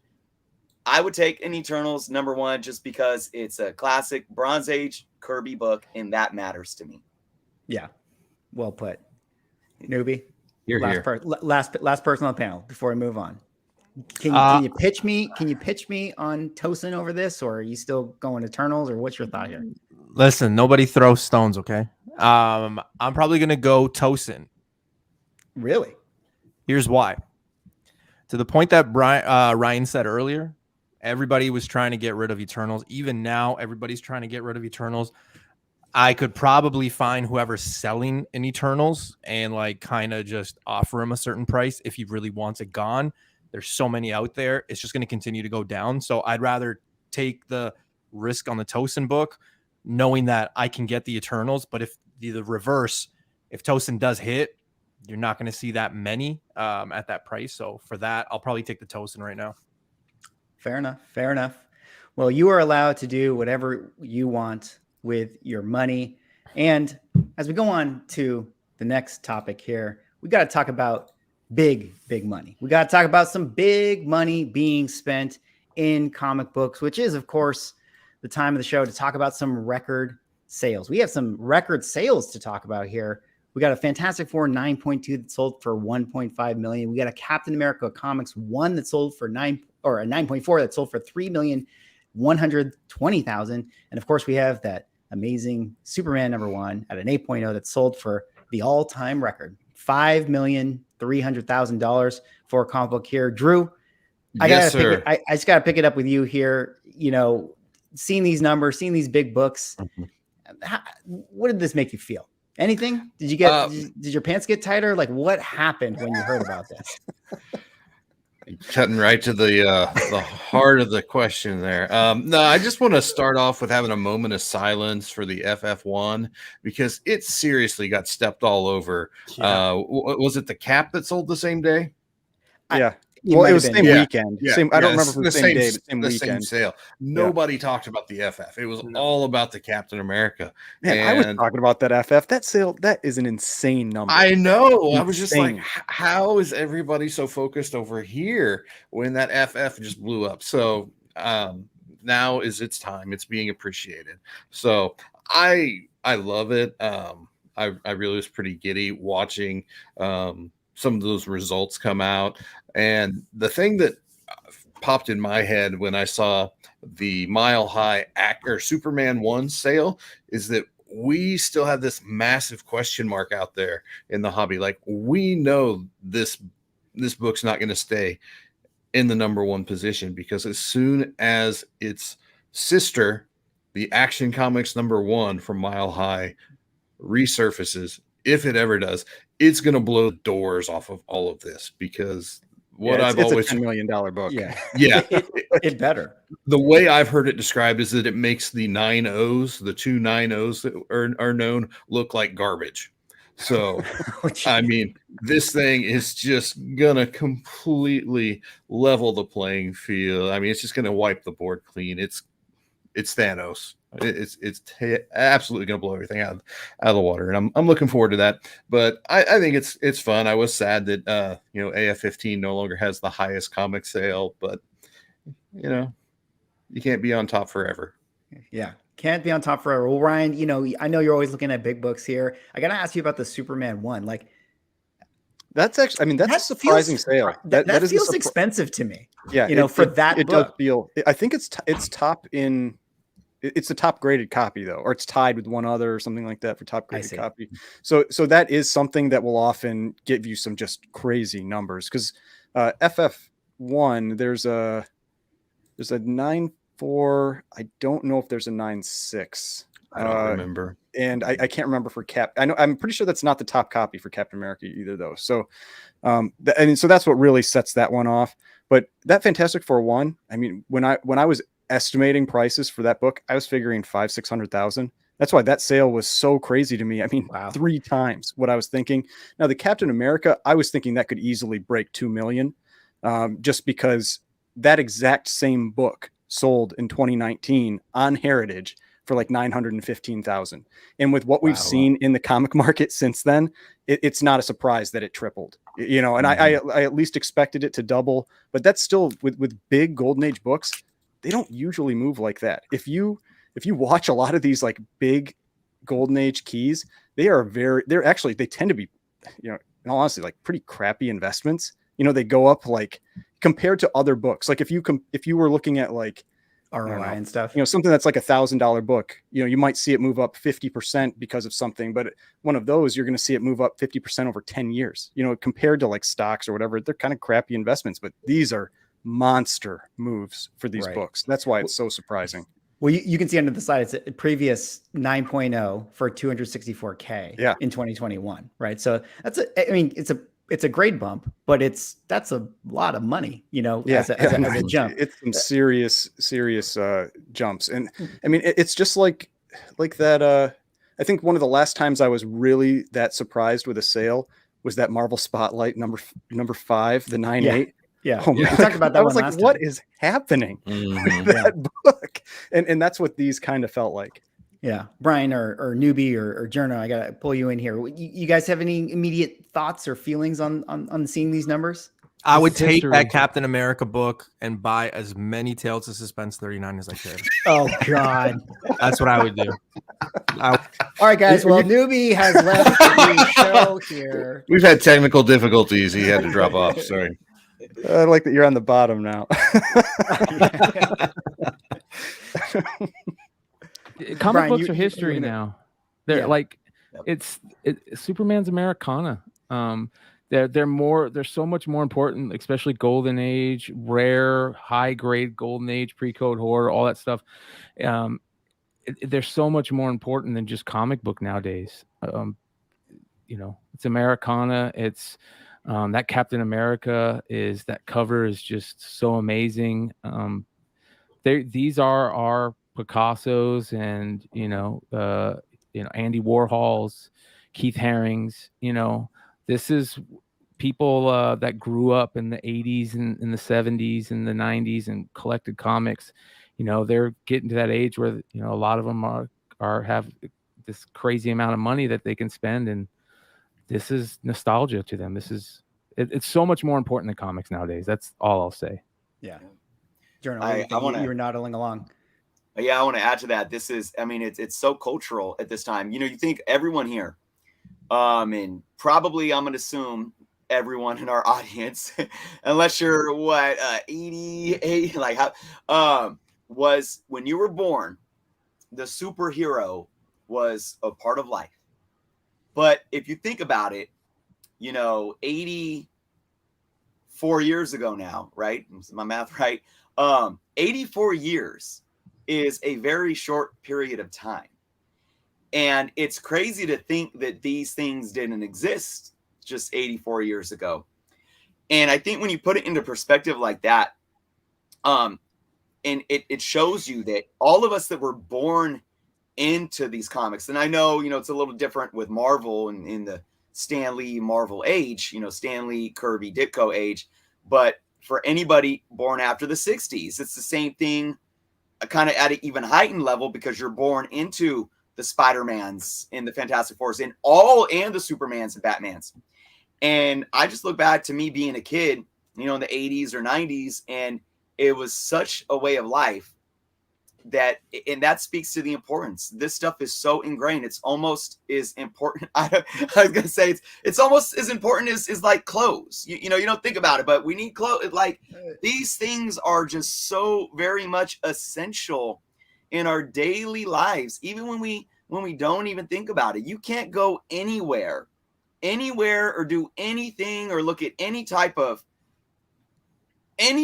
cultural aspects of our lives that doesn't have superheroes popping up in it. So again, yeah, I think this absolutely speaks to how important this cultural phenomenon has been for the last 84 years. Yeah, I totally agree with you. And, it's cool to see these record sales. And, I have a feeling that we're going to see more in our lifetime, right? So we got to talk a little bit about, this Who Wants to Be a Millionaire? I got some books here on the slide. We'll kind of break down these numbers a little bit so it becomes a little more clear.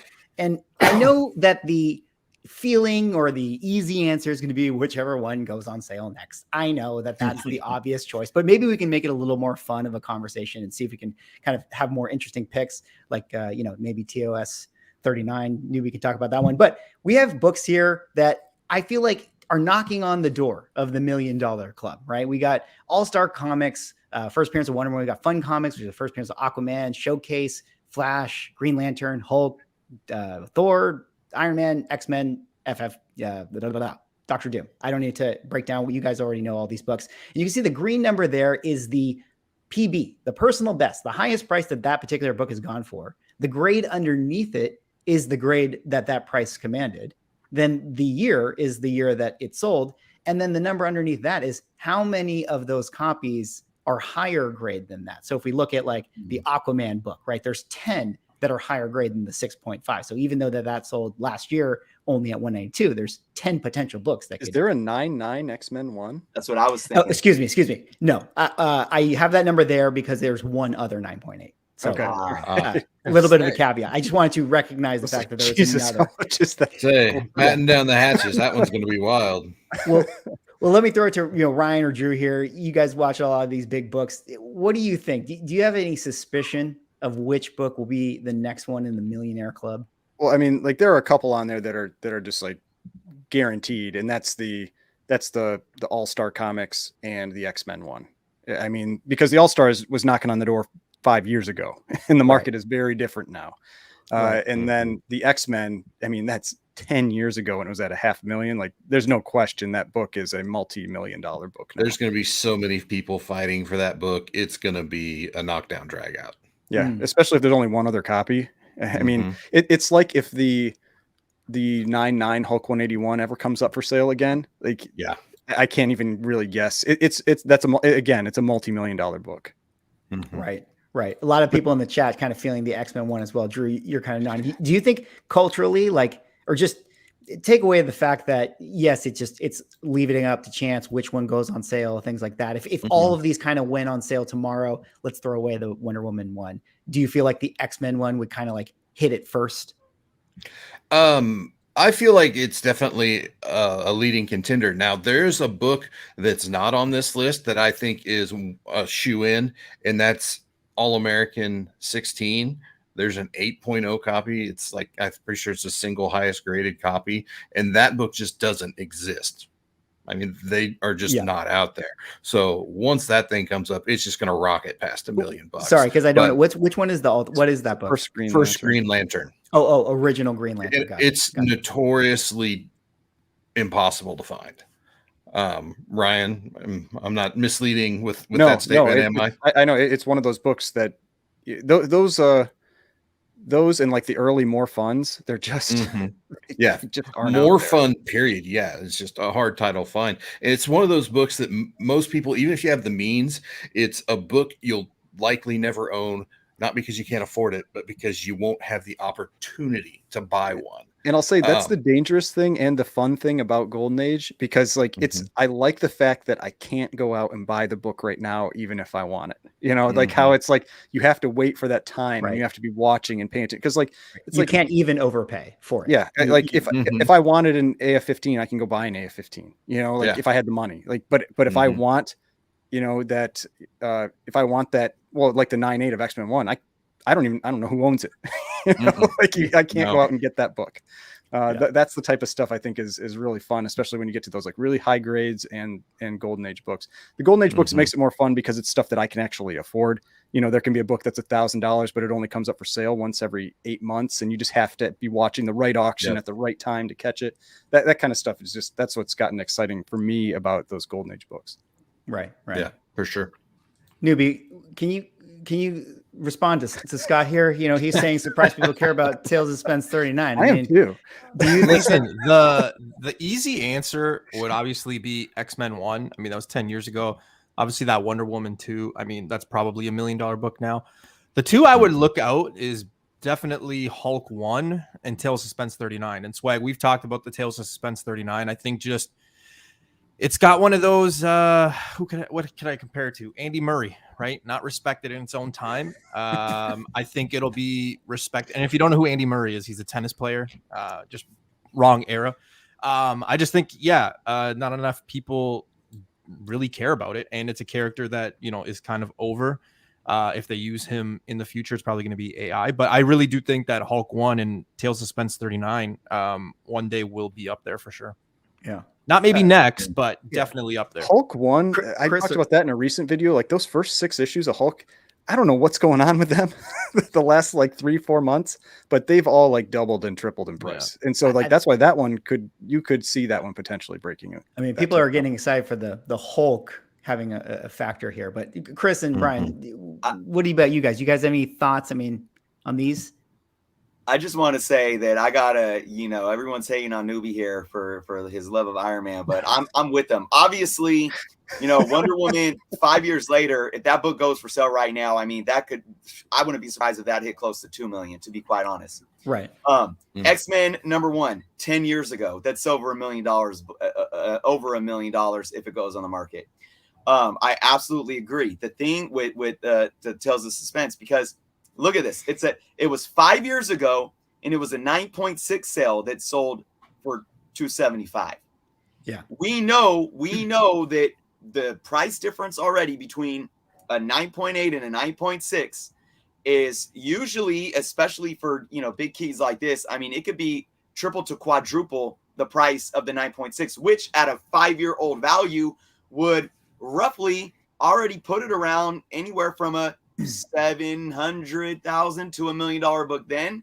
Yeah. So I think, we just, sorry to interrupt, but even look at the FF one here, just one grade bump, 264 to 1.5 mil. Exactly. So I think the thing that we need to consider is that grade bump for that Tales of Suspense is a 9.8. So if that 9.8 came on the market today, I hands down. And you got to believe if that happens, I will be taking so many pictures, going on so many channels. Well, I mean, every bank in if the Canada is going to 9.8 get robbed as Newbie tries to finance the purchase of this thing. It's not beating the 3.12 cap. Not yet. Not yet. Yeah. I think a lot of people are, forgetting the Doctor Doom book. I think that Doctor Doom book is such a tough book to find in high grade. And look at the chances there. You have 16 chances. Yeah. Higher books that are going to sell. Like that's 16 above the one that I have listed there. And that is, I look at Doctor Doom like the Joker of the Marvel. You know what I mean? It's one of those, that one villain where like they can screw up that villain so many times in movies and whatever, and it's still just going to be the best villain in Marvel, in my opinion. And then the Hulk is a monster. Like, everybody's talking about what it's been selling for. I think rightfully so. That book is so hard and high grade. And I mean, yeah, the Hulk book is one of those books that I remember 10 years ago, people talking about, how hard it is to find. Yeah. And I give Newbie crap about that Tales of Spencer now, but I really do like that cover. I've always thought it's an awesome first appearance cover. And I think I really like the blue on there. It contrasts really well. So I do give him crap, but it is a good book. Yeah. You better not get it before me, because I will be pissed. The thing, Newbie, I tell you, the thing you need to watch. I'm just gonna buy one. The thing you need to watch out with your TOS 39 is you need to make sure you get what's called a full quotes copy, because the wrap on that book is so bad that a lot of times the quotes around Iron Man, there's full quotes which have both quotations, or single quotes that just have one, and sometimes the wrap's so bad there's no quotes on the backside. So that's, if you really want to get down into the details, that's the TOS 39 you need. You need the full quotes TOS 39. I have one. I won't sell it to you. I think Dan has a no quotes one too. Yeah, he does. He shows it off all the time. All right. Well, before we move on to the next, Drew or anyone, can you guys just for devil's advocate's sake, anyone want to pitch me on Aquaman, Flash, or Green Lantern getting there, beating out these people? Well, I mean, if a high grade of that more fun comes up for sale, it could. Now, and the funny thing with that book is, like, Aquaman used to be kind of like a joke. Yeah. Yeah. So that's a book that has, I mean, it's extremely rare, and not on the cover, but it's also a multi-key because you've got Aquaman, you've got Green Arrow and Speedy. So it has a lot going for it. But I mean, they don't. I think I watched that. That might have been a heritage sale. They don't come up for sale hardly ever. But do you think someone would list, because if we get Aquaman 2 next year, someone going to put up their book, in it's a always timely weird fashion? thinking about people selling like mega keys like that because of movie spec. It is very strange. I mean, almost nothing is immune to that. There are a few, but it probably still wouldn't be immune to it. I could see it. I could see it happening if somebody really wanted to cash in. Mhm. If Ezra Miller like stops getting arrested, I think maybe the Flash, if it's good, could see some spikes for sure. We forget on that Flash the history that book holds in the comic. Yeah, it's true. Universe. I mean, that started an age of comics right there. You know, absolutely. And all right, yeah, the atomic the age, 99 right? is the single highest 181. The biggest problem with it is an old label CGC, so it will never get in a new case ever, unless you take like an insurance policy to Nobody's have them. cracking that. Would it out. to JC's point? Would anyone throw out? Do you guys think Wolverine, the Hulk 181, the 9.9 could hit $1 million? Like obviously, maybe do the rate inflation like now. 20 years. Like today, if it went on sale, you think it could? Yeah. Okay, 100%. Same thing with the X-Men one. It's gonna be a fight. Somebody out there has to have that book, and they're gonna do whatever it takes. All right. Well, speaking of CGC 9.9s and CGC and holder books, we got to move to the next part of the conversation. We got to talk about CGC and some of their interesting ideas that they've been putting out there in the community. Of course, CGC famously had this cover of Action 1 that I don't know if you can even see it. It's so small. Has the little kind of like barcode or whatever you would want to call it, the little price tag that's sold right there for $7,000. And then CGC also kind of came into some heat right here because they did the bad idea thing with the invisible comic books earlier in the year. Chris, let me start with you. You've had some videos talking about CGC and things like that. What was your reactions to the invisible comic book thing and maybe the cover thing? Do you think it's not a big deal? Do you think it's okay? Or like, did it hurt your perception of this company? Perception always matters when you're talking about a business. If you own a business, you care about public perception. This was a bad idea, pun intended. Now, love Danish. We had him on the Comic Book Canon show. Bad idea. Like, I get it. Like, what everything they do, it is what it is, and you can love it or hate it. That's not the problem. The idea of the invisible comic is really not the problem. It really had, for me, a lot to do with timing and the way it was perceived when they did it. Because you got 2 price increases popping off over, a span of 9 months, not even a year. You got extreme backlog with turnaround times being for some people over a year. Who just did I got my books back. Then Skeff's getting his books back in 3 friggin' days. Yeah. I don't know what's going on. Anyway, but when this happened, 12 to 14 month turnaround times, price increases, stuff like this happening, broken cases, books coming out upside down, DC labels. that upside down thing is my favorite picture. And it just, the bottom line for me is it's about how CGC is being perceived and how they want to run their business and that foundation, that culture of a foundation that they're running it on. I thought it was completely bad timing because now here's some context, folks. Danish and the Bad Idea team sat with CGC early on in 2020 with this idea.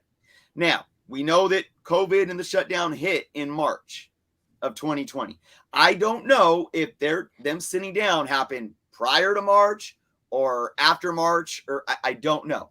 Let's say hypothetically it happened in February. So maybe they sit down and they get this crazy idea. I mean, at that point, Bad Idea was launching, and look, if I was Danish and the Bad Idea team, I want to make my connection. CGC. What can we do to? Unfortunately, if they planned this before COVID, everything that transpired in the year and a half after, when they finally got to doing this, it was bad because you got people that are dealing with COVID, dealing with backlog, dealing with shortages, paying more money, waiting a year for their books, and then they slap loyal consumers, loyal customers And CGC is not a monopoly. You could take your money and your comic book to another grading company, just like you can walk out of Starbucks and look across the street and see a Pete's Coffee or a you know, what's that place that's Coffee Bean. Coffee Bean. You guys got Coffee Bean. Yeah, there's that. Not the drive-through one that's popping up everywhere. Anyways, my Dunkin' Donuts. Yeah, there's that too. There's all, you know, there's always 5 different coffee shops on the same corners. So it was a slap in the face, in my humble opinion. If I was CGC and Dinesh, or if I was CGC's executives, I would have sat down, especially if I was a Blackstone executive handling the CGC account. I would have sat and said, let's get Bad Idea team in here and let's look at this. This is what we're doing right now. There's a lot of bad public perception. I mean, you could go on all the forums that CGC released on their Facebook, all the posts that they posted. And these are people that are following CGC. 99% of the comments, and when they raised their prices or they announced the invisible comic, they were crapping all over CGC. They were having it. Now, whether or not those people took their money across the street or not, it doesn't matter. Public perception was just tarnished at that point in time.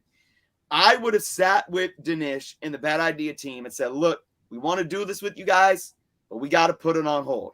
We just got what, $600 billion, entity buying out our company. We're having more resources put into the company. We're tackling these issues so we can flip that public perception. We could get turnaround times, a handle on them. We could get quality control better. We can hire some more people in, and we could get the well-greased machine moving to where it needs to be while making more money. Let's put this off a few months and see what happens. That's what I would have did, and that's why I feel it was just a bad idea, just because of the circumstances surrounding it. If COVID never happened, I think they could have gotten away with this, and it wouldn't have been received so, it's such a detrimental perception. That's the thing with CGC, though. It honestly doesn't seem like they care. They're like, we're making money hand over fist. People are sending us our book. Like, I complain about CGC. They damaged 2 of my books in my last unboxings, and I'm still sending them 71 more books. It's like, it's the place I'm going to send my books to get graded, because I'm going to get the most value for my books from CGC. Yeah. Well, I think good little segue there, but yeah. I think one of the biggest things that, talking to certain people that I know it pissed me off is when they do shit like that, but we're all waiting like a year for our books. Like, do this after you get caught up, knowing that people are investing money in getting this product, and that, I mean, let's face it, there's some good pressers, there's not. So some books, have an expiry on, showing some wear and tear after a bit. So if the book is there for a year, get the people to do that. And then if you want to do some ideas like this, just do it a little bit after, but don't hurt the people that have already invested money in you, and then you start doing other stuff. Right. So, right. Mm-hmm. Brian, what do you think about those invisible comics? Like, if it came out on April 1st, maybe people would have been okay with it. But what was your thought when you saw that? I got a totally different point of view on this, and I catch a lot of shit for it. But hey, it is what it is. I like Dinesh. I think Dinesh is a salesman. I think we know what we get with Dinesh. Dinesh is doing these things to get us to talk about it. I think it was a really, really cool promotion to do. I think it was kind of funny, tongue in cheek, and it had us talking about it. Look at the donut thing that he was doing the other day with the Bad Idea Beaver stuff. We all know what Bad Idea is. Bad Idea wasn't necessarily going to be a comic book publishing company that continued to push comic books. It was a quick hit, make some comic books to maybe get some eyes on them to turn them into movie properties. And Dinesh is always about talking about what he's doing. What is Dinesh? And it was a great freaking idea to get us talk about Dinesh. Brian, can I jump in and ask you a question real quick, though? Everything you just brought up has to do with Bad Idea. Okay, and I agree with everything you said, but how does that pair to CGC's involvement in So this is what I'll say about CGC.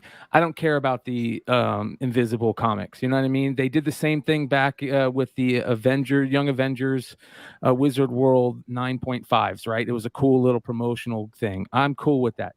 What you guys are talking about, though, the long wait times, the upside down comic books, that should never happen with CGC, ever. It's imperative to have people say, I'm a CGC guy. It's imperative to have people continue to want to send you books without having to worry about anything. So the wait times and the silliness of upside down books, and then we all hear stories, which I don't doubt it's happening, where books are sitting too long, they're getting stacking dents after getting pressed, and all this stuff that is not good. None of that stuff is good. I agree with that. Anything to do with Dinesh and that stuff, I'm cool with it. But everything else, I agree with you guys. There's no, you have to nip that in the bud ASAP. Yeah, Drew. I just gotta say that cover, that Action 1 cover thing. Yeah, I was gonna bring you guys into that. How do you feel about that, Ryan? I thought it was hilarious. I think the fact that they said it was white pages is one of the funniest things I've ever seen. I watched Dave Comic Book Investments. I watched that like 3 times of him like critiquing this or like reviewing this sale. Is hilarious. I mean, it's just I don't know. I don't know how they proved it was real. Then like somebody reached out to CGC and they're like, oh, we're going to put out an article about how we proved it real. And they didn't. They put out an article and it just said we slabbed a piece of Action 1, and they never actually said anything about how they're like, oh, it came from this person. That they had a chain of ownership with the book, or something like that. It's just it's BS. Crazy. It's a crazy thing that they graded, and it's even more insane that it was sold for $7,000. Yeah, Drew, do you think they shouldn't be grading things like that? I'm all for like pages and covers, leaves, however you want to put it. I think this is a little extreme, but I mean, there's hope for me. I could own a slabbed Action 1 for the low price of $7,100. You know what could be cool though? Can you imagine like a card company buying that? Say Marvel Upper Deck buys that and puts it in a card as patch, a special patch card. That would be cool to me. Mm-hmm. Yeah, that definitely could be cool. And then just to pick up on this point, Drew. Yes, sir. I mean, with all this stuff, all this FUD and bad PR, whatever, what's the deal here? Is CGC too big to fail? I mean, kind of like what Ryan was saying, I'm still going to send my books in because that seems to be what is commanding the most prices on the market. Like, what's your thought here? I mean, none of them are perfect. That's ultimately what it comes down to. CBCS makes mistakes. EGS, there's up and coming. They're operating at a different level of quality, I think, as far as some of the things they do, I feel are geared more towards the collector than the investor. Still neat. And I think PGX kind of destroyed their brand a long time ago. They've made some steps to come back from that, but I don't know that they're ever going to be able to, recapture the opportunity that they had in the market. But my main beef with CGC, and what told me they didn't really care about their customers, is when the pandemic happened, everything got shut down, shows stopped happening. That's when the backlog started. But every week, multiple times a week, sometimes I get emails from them of all these creators they keep shipping into their office and say, send us all your stuff. Send us all your stuff.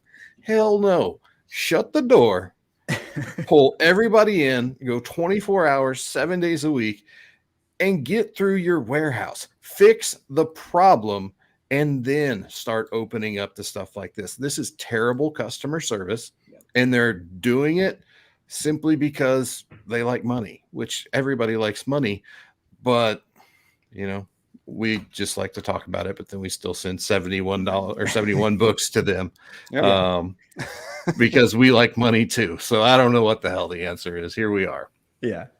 And that's the thing. Like I'd happily send mine somewhere else too. If the prices were the same, that the books commanded, and it's not always that the price is different. Sometimes it's the sale time that's different, and all those things matter. If you're selling books, those things matter. If you're getting it to slab to present, doesn't matter as much. But if you're getting the books to sell, it makes a difference. And right now, it was like that in the last Heritage auction, somebody posted how there was that Tales to Astonish 44. There was a 9.4 from CGC and a 9.4 from CBCS. The 9.4 from CGC sold for like 24 grand.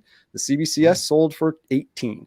You know, and like same auction. That's how you do a comparison. You do it same auction when they're real close to each other, and you know, it shows that's the difference. Yeah. Let me ask, which one sold first? I actually believe the CBCS one sold first, and I was expecting that one to sell because it sold during. I think it sold during like the real big sale, like where they had like the FF1. I was expecting that one to actually go more because of that, and it still went less. And so, yeah, I mean, it's the way it is. Yeah. Well, it's interesting to think about. You know, I think that there are companies like EGS doing good things out there. CBCS, you know. I feel like, you know, if they just changed their labels, I think a lot of people would just like them more. Like, you know, there's so many like little things that is like, it's just little things away from, you know, CGC getting or losing some of that market share. So, you know, I know this is Steve's line, but I buy the book. I don't buy the label. But, Yeah, but you know, what to do you each sell? their own. Spend your money how you want to spend your money. Absolutely. Can I add a little more points here? I think one thing to look at, if all of these companies, well, besides maybe PGX, but that's just me. No, we'll throw them in there. If all these companies started today, remember, I think people forget, you're paying for a service and a product. It is a product because we care about what does the label look like? How does the case look and feel? It's aesthetics. Aesthetics matter. But we also care about the service, or we should, of the quality of grading. If they all started today, it would be hard to argue that CGC would be commanding the majority of the market because it's really the chicken or the egg here. You know, what comes first, the higher value because of the demand, or the fact that we don't even think about it? You know, it's that, well, CGC demands it on the second market, but only because we, you know, perceive it to. So a big part of it is because so many people's collections are extensively CGC already, you know, and you want the same looking book, you know, or if slab next to each other. The head start, right? They didn't have that time period to where, oh, this is who we use to grade until all these other companies came along. That perception would be totally different. And I want to say one last thing too, to Drew's point about the signature series. I think, you know, Swag, when you had all those, you know, you had the Upside Down comic and the Invisible comic, and then of course, all of these things. But the thing that you don't have up there is the issue of the signature series signings. And I'll make this quick. I'll use a quick example. And I think I might have used this example when we talked about CGC on my channel. But it's like if a Starbucks or a restaurant type company, you know, they have mobile orderings now, right? And you could go into the Starbucks or to a restaurant or whatever, and there's a little area by a counter that says like mobile order. So you could place the order ahead of time, and you could just go, you know, pick up the order without waiting in line. Now, a lot of times there's service fees involved. So essentially, you can look at these orders as a higher profit margin per customer for these companies, so to say. Can you imagine if a Starbucks, you know, had X amount of employees on the floor, right? And they have a line out the door of your standard customers that come in every day. They're coming in every day and spending $5, $6 on a latte. And they have to wait in this long line out the door. And you got all these people coming in because they sat there and they ordered from, you know, they woke up out of bed. They're not even out of bed yet. I got to order my Starbucks coffee via mobile pickup, you know, and all they got to do is cruise on in. Can you imagine the manager of that Starbucks saying, guys, everyone on the floor, I need you over at the barista station over here because we got so many mobile orders coming in. And guess what? Our profit margins are higher on those. So those people that, you know, actually are waiting in line, they can wait longer. I think you just described my local Starbucks. I think that's how I gotta be honest. that I is gotta how be they honest. operate. I feel like you- that's how all restaurants operate now. I gotta be honest. Like Yeah, you can go to like real. Panera, and if you see a line, you just go on your app and you order, and then you got everybody. Like I mean, it does work that way. But to your point with that, it is very frustrating. It is very annoying that they do that, and it just feels weird that you're not prioritizing the customers that are, you know, there at the restaurant, or in this particular instance with CC, the customers that are paying for, you know, the the services that, you know, they are, you know, trying to provide as a company, as opposed to these sort of like, you know, other services that are, you know, kind of bonus signings and things like that. But, you know, we'll see. You'll see if, you know, things turn around for some of these other companies. And yeah, we'll see what happens next time we check in about this. But we do have to move to the next subject here. And I wanted to talk a little bit about maybe some of the controversy that surrounds influencers and selling and all the things that we do here on YouTube and doing, you know, talking about books and, you know, making videos like top 10 spec books to buy now and things like that. And how, you know, people get worried about that behavior. And we kind of are like, you know, you see there the symbiotic relationship. Oh, here people on YouTube talk about a book and then they end up selling on Whatnot. And not to say that they actually sell the book that they talk about, but they are selling on it. And then, you know, Whatnot creates market numbers and Key Collector reports on those things. And then Key Collector puts out that, and FOMO is driven, and people go to YouTube and we talk about it and we report on it. And then, you know, the cycle and cycle and cycle. So there's this symbiotic relationship. And actually, Bryan and Chris, you guys had a little conversation about a little controversial YouTube situation with Key Collector. I had a conversation with Nick from Key Collector. I definitely respect what he does, but maybe you guys can talk a little bit about that. And we don't have to go into the details of what specifically happened with that instance, but it is an interesting thing of like, what responsibility, if there is one, do influencers have in talking about spec books and investment books and comics and things of that nature? Bryan, let me start with you. 100%. The most important thing, in my opinion, is transparency, honesty. You know, it's funny that, you know, say nowadays, like, you know, that honesty in comics things, but it's so important. It's so important to be transparent. And then also the other important thing is to be able to say when you're wrong. I mean, we're not always right. And also it's very important to be able to say, hey, my mind can be changed. Change my mind. This is how I feel now. Let's have a conversation about it. Change my mind. Because don't get me wrong, there are bad actors out there. There are real bad actors out there. You know, you get a reputation in this community and it sticks with you if it's real. And those bad actors that are getting away with it now, they're going to falter at some point. And so it always comes down to me is transparency and honesty, and being able to say, hey, let's have a conversation about it and change my mind. Those are the three most important things. Yeah. And we give a lot of people like that. We try to treat a lot of people like they're the wizards behind the scenes, you know, pulling all the levers and this and that. And most of the time they're working their ass off and they just don't have enough time to do everything. And they don't have enough people to pay to have it done. But again, it goes back to that. Hey, if the community feels this way, come out and talk about it. And that's why these type of programs, these roundtable programs where we all have opinions and we talk about it in a very, the way we're talking about it right now, it's so important. And I would say to Nick, show up more on shows like this. And I'm the same with you. I think we all kind of have a little bit of a relationship with Nick, and we feel like Nick's, you know, Nick, I don't think Nick is that guy doing that thing behind the scenes. I think Nick's just trying to run his app. And same with Dinesh and all these guys. Like, come on these shows, talk about it. It will help you more than it will hurt you. Yeah.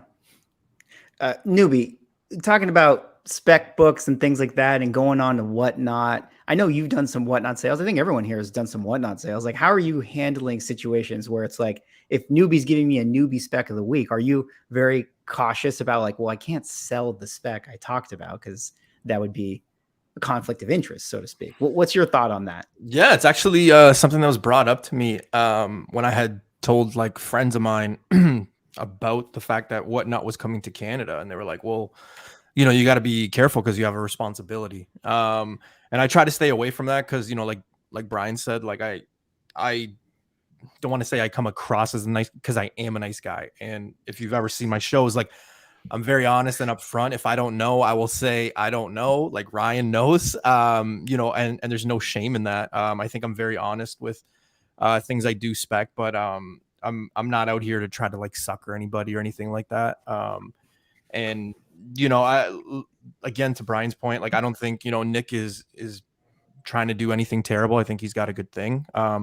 I would love to see him on more, you know, more things, more shows and stuff like that. I think, you know, my biggest thing was always, you know, if you're going to be a pillar of the community, be in the community, right? Like be around. And I think that was one of the things that hurt that aspect. But yeah, we all do. Like, you know, Chris, Bryan, Ryan, you know, Drew, we kind of all have, even you, Swag, like we all have a responsibility when we do our YouTube shows and we're putting our face and we're talking about a book, because we do have people that listen, right? And that's just the reality of it. So we have to be very careful and cautious. But I think all of us, you know, I've talked to all of you guys in private, other shows and things like that, and we're all pretty, you know, straight up. This is who we are, and you know, we're honest. We're not trying to sucker anybody. So, yeah, Drew, Yes, are we sir. the baddies?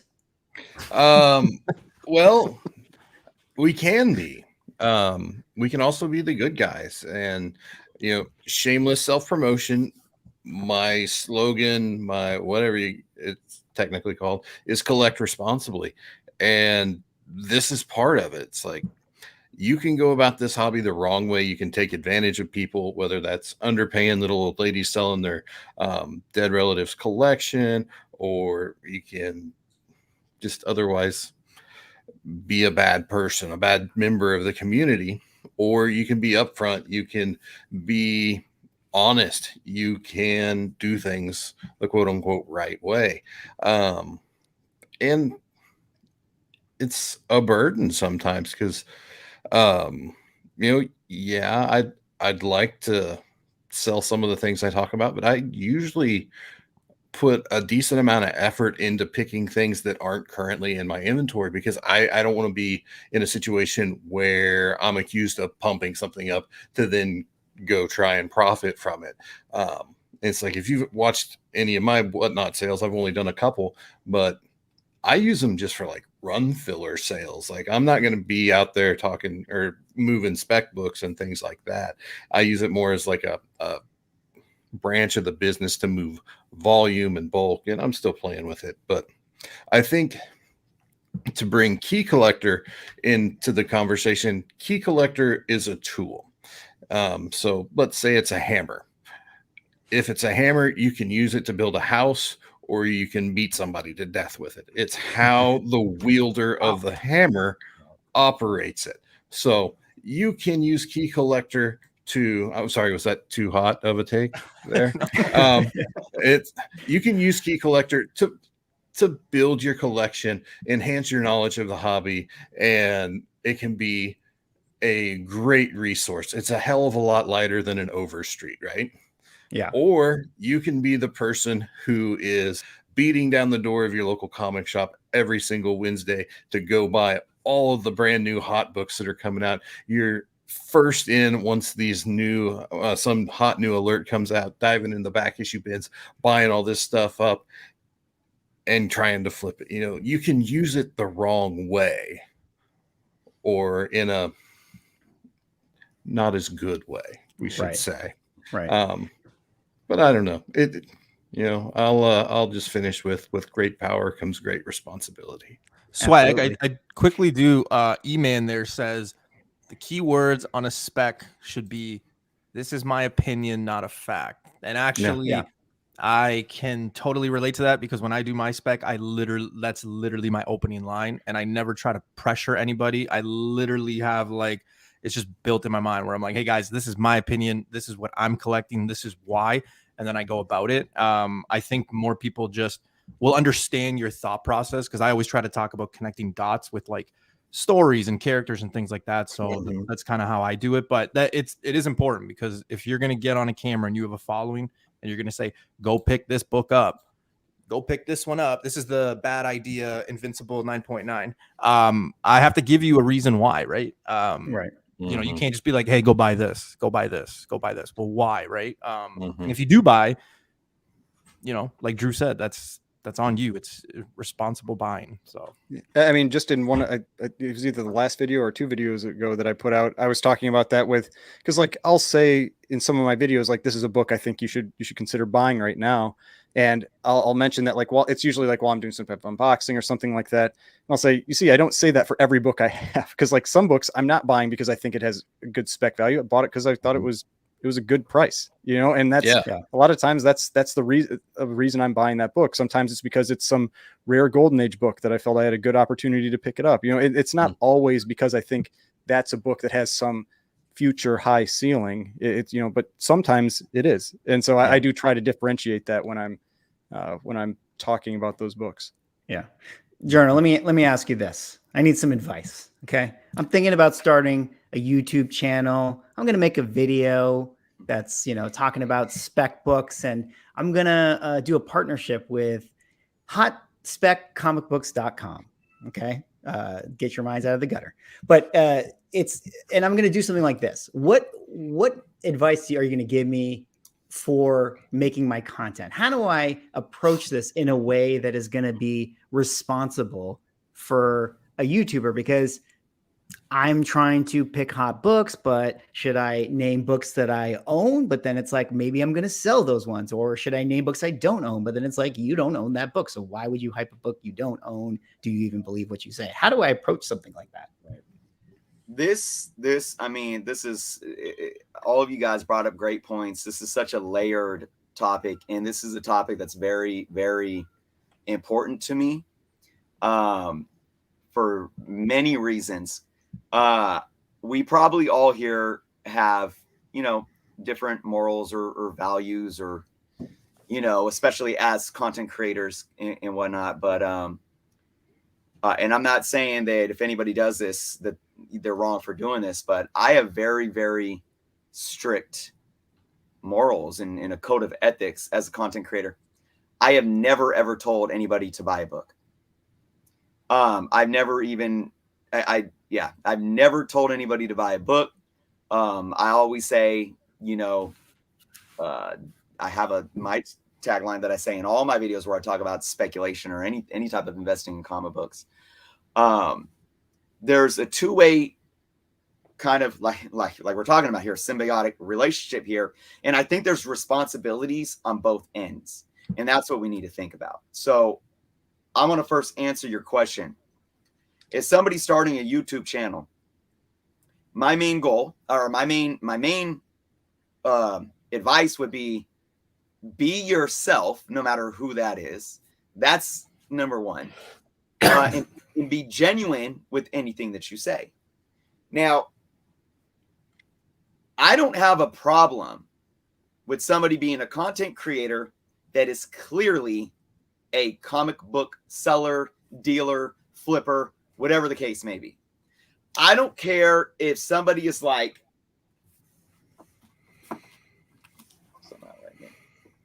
I'm just going to pull a random book.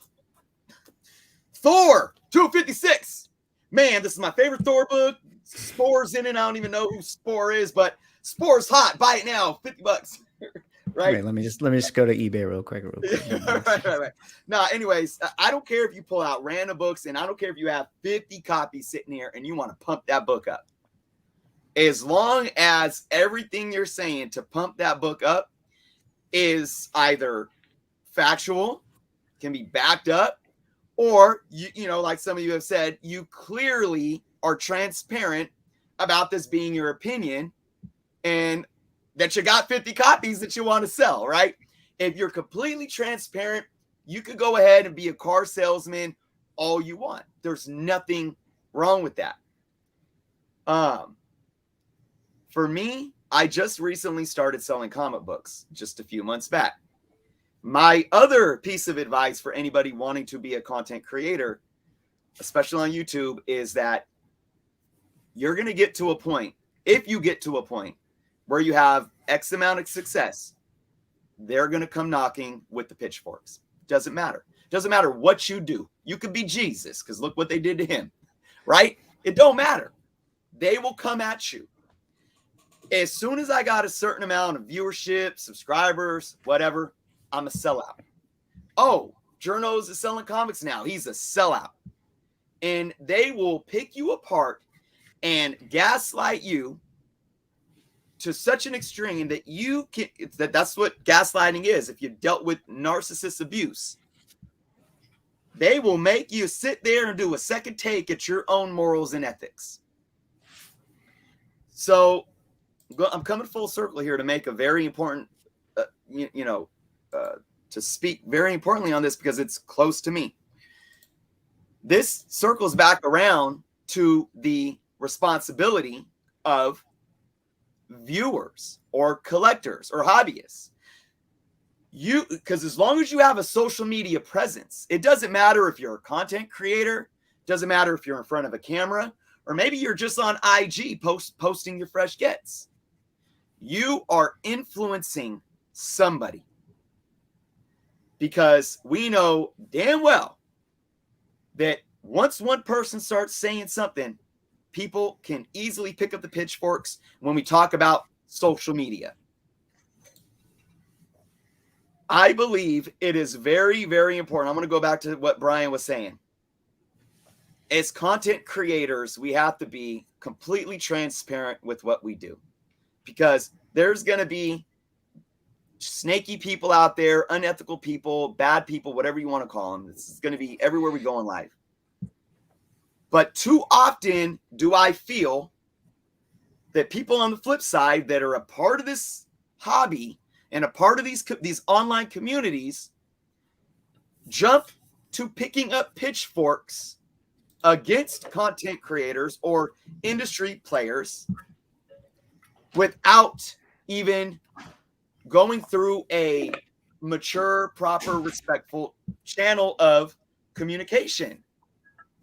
And this can be almost more problematic, because if we start creating conspiracy theories, and I'm just going to name it, Comic Tom is pumping and dumping books with Key Collector because they're in cahoots. Here's what I know. Comic Tom, and I haven't watched every single video, so if he has and I haven't watched it, hey, I can't speak to that. I've never seen Comic Tom tell anybody to buy a comic book. Never. You know what I have seen Comic Tom do? I have seen Comic Tom in a Whatnot live sale see a book that he was auctioning off get to some extreme price. He was like, whoa, guys, like, yo, that's on like eBay right now for $200. And it was like they were bidding it for 300 and something. And the sale ended. And you know what he did? He went to his boxes and grabbed a stack of books and said, because you pay so much, I'm going to throw all these in with them, with your purchase. Another thing I know is that Comic Tom, just like probably all of us here, we work really hard to do what we do. And I know for some, it's just a hobby. Maybe you make one video a week like Como. Maybe you only make a few a week like Ryan. And hey, maybe you do it for fun, to be a part of a community. Maybe you do it to get a little extra money in your pocket.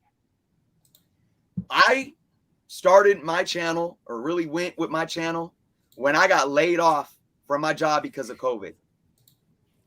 I work 7 days a week. 7 days a week, nonstop. I work at a school, part-time. I do half my days there, teaching kids. I come home, I'm recording a video. I'm editing a video. I'm uploading a video. I'm responding to comments. I'm posting on IG. I'm doing all these things. I go live on Fridays. I do comic book canon on Sundays. This is a job for me. It is a business. And I never lie about that. I never sugarcoat about it. Some people will come here and say, yeah, it's cool if I get 1,000 subscribers and do this. But I really don't care about the money aspect. And that's fine. I do. Transparency. But obviously, any good businessman is going to be in a business because he has love for it and he cares about his customers and he builds a culture and he builds ethics, or ethical, foundation to operate on. But the point I'm making is this. It takes one person. And this is how I'm going to show you guys right now how ugly it is. I posted in a comic book forum before we went live. And here's the comment right here. I'll read it to you guys. Get over it, comic YouTube guy. I won't read the rest. And ironically, hours before that, I had somebody coming in my inbox threatening me. Like threatening me. Like being a gangbanger turfing over comic books on social media. But y'all could bring out the Oni in me because you don't know where I'm from. And just because I like comic books, you don't want to know who I really am and where I grew up and what I've been about. But that's besides the point. And I'm sorry that I'm being long-winded here, Swaggle in panel. But like I said, this is very important to me. It takes one person to say something about me. And you know what that can do? That can create a gossip chain. You remember the telephone game? To the extent that it comes to where Chris is manipulating the market because he does his, top 10 videos and now he's selling on whatnot. And you know what that could do? That could get in the way of me putting food on the table for my children. That could get in the way of me being able to pay the bills to keep a roof over my children's head. I am the first person to speak out against things that I disagree with or things that I think might be unethical. I did it with Key Collector. When they were labeling books and I said, this is wrong, I think this is negligent, and I tried to have a conversation with Nick and he was like avoiding me. I'm like, what the hell is going on? This is not right. And I thought I was doing good. But sometimes perception does more damage than intent. Because you know what it did? It brought out the pitchforks. Because I disagree with one thing that Key Collector did. It brought out the pitchforks. Oh, Key Collector's manipulating the market, pitchforks. And I'm like, no. That's not what I'm saying here. And I started seeing personal attacks on Nick. Like, let's do physical harm on a human being. Stop it. So I'll end on this note. And like I said, guys, I apologize for being long-winded. We absolutely, to Drew's, it's cliche, with great power comes great responsibility. We have that responsibility, and it should be a good thing. Us being, and I saw Alex the Comic Hoarder post in the comments, the more information, the better. We're here to deliver information. You guys are spoiled because you can find it anywhere. There's so many people talking about this stuff, and there's apps. All I ask you all, and I beg of you all, because you guys hold a lot of responsibility as well. Stand up for what you believe in. Keep this community healthy and positive and, grounded in what it's supposed to be about. But sometimes, what's that saying? The road to hell is paved with good intentions. We have to make sure that we're doing our best to have the right conversations and to be productive instead of counterproductive, because it takes all of us. The people that are sitting here in this chat right now are just important to this hobby in how we act in this hobby, how we spend money in this hobby, how we collect. You guys are almost just as important as everyone sitting on this panel right now. All right. I think we're going to pass the collection plate around after that. Well said. Well said. Well, now I think it's time to get Jerno fired up, right? So we should probably go on to the next topic here where Jerno can really tell us how he feels about this situation here. But I we've been going for a long time. It's been a great show. Thank you all so much for everybody in the chat that's hanging up with us tonight. I've got a couple more topics. We want to touch on this one briefly. We don't need to go too long into this because maybe there's not really much to say, but we got to talk a little bit about scammers here. And I feel like I wanted to bring this to the table because scamming been a thing in the community for a while. Scamming is anytime there's money involved in anything, there's always going to be scamming involved as well. But I feel like it's kind of popped up a little bit more recently. I feel like I'm seeing it a lot more. Maybe it's because of people just talking about it. Even, Chris, today you made a video on it and we can kind of get into that. But maybe I want to steer the conversation towards this side of the things and maybe just kind of ask the question, because I feel like a lot of the scams come from the fact that people are selling the facsimile versions of these comics. And when you look at them, look at how close they are. I hate that Marvel is making these things as close. Yeah, 100%. They're so close. So yeah, Ryan, I guess pick up on that. Like the Ultimate Fallout 4, there was a CGC 9.8 graded as an original that was the fake, or that was the replica. Like it's like, because they probably submitted. It's crazy that it got through, but they probably submitted it as a original, and they're just like, okay, did their quick flip through and didn't really check. And it's just, it's too easy to catch people. It should say like in the old Star Wars ones where it says like reprint, you know, or something like directly on the cover where it's very clear, like right by the price or something. Not this where you have to know that, oh, it's red around the Marvel instead. You know, it's like, yeah, give me a break. Like it's too difficult when they do it that way, and they're just it's playing into the hands of people who are going to try to con people. Yeah, I mean, it is very frustrating. I mean, like I could say like when that first Ultimate Fallout 4 came out, like I didn't know right away that the red was how you could tell the difference. Like that could easily fool somebody, you know, even if you're relatively like experienced in these books, if you didn't know that had been made, you know, and you just like see one pop up and you're like, and it's like someone's asking like $1,000 and you're like, oh, it looks like a nice copy. And you know, it's like you'd realize it when you get it in hand, but you might not catch it right at the start. And to think that like somebody who's, you know, new into the hobby, like that's the stuff that's frustrating, because when you hurt people that are like new getting into the hobby, and then they want to just like leave, you know, they're like, screw this, I don't want to deal with this. Somebody stole $1,000 from me, or 500 or 100, or, you know, or $10, like whatever it is. Like when you're cheating people like that, it can really hurt the long-term health of the hobby. Yeah, absolutely. Big shout out here really quick to Terry Gill. Don't forget your ASM Simple Simon. Well, thank you, Jernos.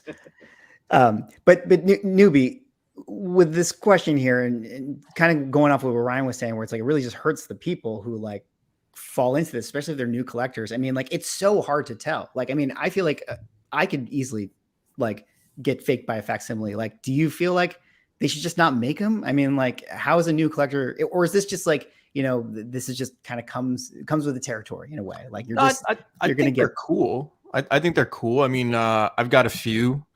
I just think people need to be educated. There is that saying, and it's a famous saying for a reason, but you know, if it's too good to be true, probably is. You know, do your research. You know, why is one going for $200 and another one going for $2,000?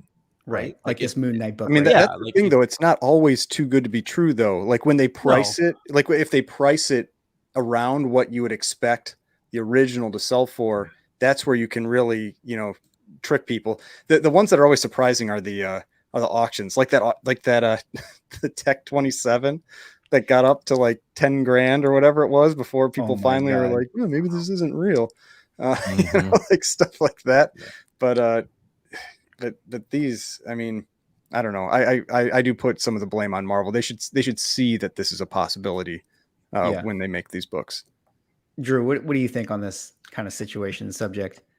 I appreciate their effort to want to maintain the original cover art. I mean, I know as collectors, you can get attached to the cover, and you know you want to have that. And if you can't afford the original, having something that's comparable or as close as possible is desirable. But you know, Marvel's done this for years. You know, they used to have the Marvel Milestone editions where they just put silver borders around everything. We've all seen those. Image did like the Image First. You know, there are ways to do this where you can still be respectful of the original cover art. You know, give that collector something closer to the first print than just a completely different cover, but still make it clear, you know, beyond a shadow of a doubt that it's not the original. I think this is a poor decision, and honestly, I can't believe they kept making these after that whole Ultimate Fallout 4 actually got certified as a legit one. Yeah, I would have thought that would have been a watershed moment where they realized how poor this decision was. Yeah. Bryan, do you kind of feel like, I mean, Actual Dragon kind of said in the chat, true believers are fine. Like they should just stick those. You kind of like those true believer versions of the facsimiles? Yeah, I think that's the key. Just make sure you put true believers on the top, or reprint in big letters next to somewhere on the front, obviously. I think this is just, there's no reason for these. I'll be honest. I don't see any reason for these. You could get a true believers and read the story. You know what I mean? It's a money grab to me. Yeah. And then Jerno, let me just quickly get you in here with this one. I know you made that video today, and actually shout out to Neo was on our comic podcast last time. He couldn't come tonight, but he mentioned he checked in with My Slabs and they sorted it out. So they got that one fixed, which was great news. But you had a take where you were talking about, CGC being the label. And I think that is a good point, especially the custom labels, because they don't have the same, labeling on it. But even a raw copy, like how do you handle a situation like this? Well, there's a few things. There's a lot of fault to go around here. Obviously, still do your due diligence as a collector, educate yourself, but we're not going to victim blame here. Marvel isn't doing anything wrong, but clearly I forget who said it, but they're allowing there to be issues. Remember, like the Star Wars #1 reprint. Look at this white border down here. They could do True Believers is really big. All they need to do is somewhere like under the barcode or under the Marvel logo is write reprint. Boom. Just something like that would be a good push better. But we can hold Marvel accountable to doing things different. And I think they need to. But also, if these books are getting graded, we need to hold the grading companies more accountable for better transparency, where for the facsimile on custom labels, they're putting, I guess on custom labels in general, they put a lot of the details on the back of the label. Yeah, they don't have them. That's actually one of the reasons why sidebar. That's one of the reasons I don't like the custom labels. I want to know that it's what the information is. Anyways. So I think that created more room because that could create more room for not being scamming, misled, for scammers to take advantage. There were some unethical, I would call, like, say, dealers that were doing that when they found out that they could use those custom labels to hide that a book was a restored book. Like I saw that happening. I was like, that you should be ashamed of yourself if you were doing that, because it went on for a while before CGC seemed to really catch on, that where they wouldn't allow the custom label with a restored book. Like there were a number of those that got out there. Sense. Yeah. I think the whole industry just needs to stay on top of this and, continue to do their own due diligence to say, what can we do to minimize these situations from happening? Yeah. Big shout out here to Nick Barucci here with Dropping a $50 bombs. super chat here. Here's my donation to the hate, so to speak. Love Swaggle House Journal and the entire community. Everyone hit that thumbs up and support. Nick, we appreciate you, man. Nick, if you guys don't know, is the founder of Dynamite Entertainment. So we got some awesome people here in the chat. But yeah, anyone else here quickly as we wrap up this sort of topic on the facsimiles or scammers, anything else to say? Just be careful out there, I guess, is the best advice we can kind of give to those new collectors. Yeah, buyer beware, seller beware. Just same as always. eBay has a great return policy, so check your books when you get them. Yeah, reputation. You can lose your reputation very quickly. So I also want to add too. And people, when I use the word scam or fraud, like people give me crap because obviously when it comes to legalities, there's fine lines. But I stand firm when I say I don't think people that do this realize the potential legal backlash that they could have, especially for a book if they're selling like those facsimile UF4, it sold for $2,900, and if they willfully knew that and was willful intent to commit fraud and they shipped it across state lines, that's wire fraud. That's wire fraud right there. Right. And felony because of the amount, $2,900 in most states is going to be a felony. So be careful, guys. Seriously, it's not absolutely funny. And just one more time, I'll reiterate, check your books, not just from the scamming perspective, but if you're buying those Silver Age books, I learned the hard way, count those pages, as Bryan let me know. All right. Well, we kind of hit all of the I gotta give you a preview. We kind of hit all of the big topics here, but like I like to do on a lot of my live streams, I like to kind of finish out the stream with the game that I like to play, which is called SPEC Collect Forget. But because we have the panel here, I want to do a different version. We're just gonna do collect or forget. And what I mean by this, I'm going to show you guys some hot books that are, coming out or maybe going to be hot for the rest of the year or hot right now and all that stuff. And really what I want to hear is, if I'm someone who wants to buy this book, collect for you is going to be like, yeah, buy it now. You want to buy this book? Buy it now. 10 years from now, whatever, it doesn't matter. Or 10 years from now, the price is going to be fine. Get it now. That's like whatever. Tell me forget if you think don't buy it now. It's going to correct later, and you can get it at a better price when you actually come across it. So does that kind of make sense? I kind of want to just go through, and we'll kind of do this game right here. So spec, collect, forget. But of course, we're just going to do collect or forget. I'm someone who never got a Strange Tales 110. We got Doctor Strange coming up right here. This has been a super, super hot book. Drew, let me start with you on this one. Yeah. If Doctor Strange is my favorite character and I want this book, should I buy it now? And maybe they'll correct, but honestly, like, who cares? 10 years from now, I'm going to be in the green no matter what. Or should I really, really wait? What's your thought? I would maybe advise waiting in the short term until after the movie, just to see if there is that standard kind of like 60 to 90 day drop after the fact. But if it's continuing to increase at that point, I'd say pull the trigger. It likely, with just the tier of book that it is, it's likely to continue that steady upward creep. So unless there's just that temporary dip as we kind of shuffle it to the back burner, I would say pull the trigger. Right. Newbie, what about you? How are you feeling about this one right here? All right, I'll say it because I don't know if anybody else will say it, but this is an ugly cover.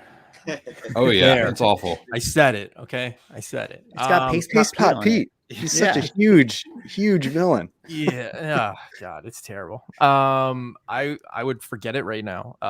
Just like Drew said, you're literally 2 weeks away from the movie. It just doesn't make any sense. Get it later, for sure. Okay. It's a tricky one because, what if it keeps on climbing and keeps on, or holds steady? Chris, what do you think about this one? Would you, if you were going to buy Doctor Strange, would you just be like, I'm skitty today, I don't care? Yeah, no, I mean, for the price this book's already at, I agree with Newbie and Drew. I mean, why not wait a few months? Even if it holds steady, or even if it goes up $100 or something, it's like, just wait. But this is definitely a long-term collect, but forget it right now because you got all the movie hype and speculation surrounding it. Right. Bryan, you kind of feel the same way here? I get the sense that might be your advice from previous things we talked about. Yep. Forget for a couple months. Yeah. And Ryan, what about you to round this one out? Same thing. Same forgetting. Thumbs up to forget. Yep. Got it. All right. Let's go on now here to this next book. Drew, we got Daredevil #9. This is the first appearance of Echo.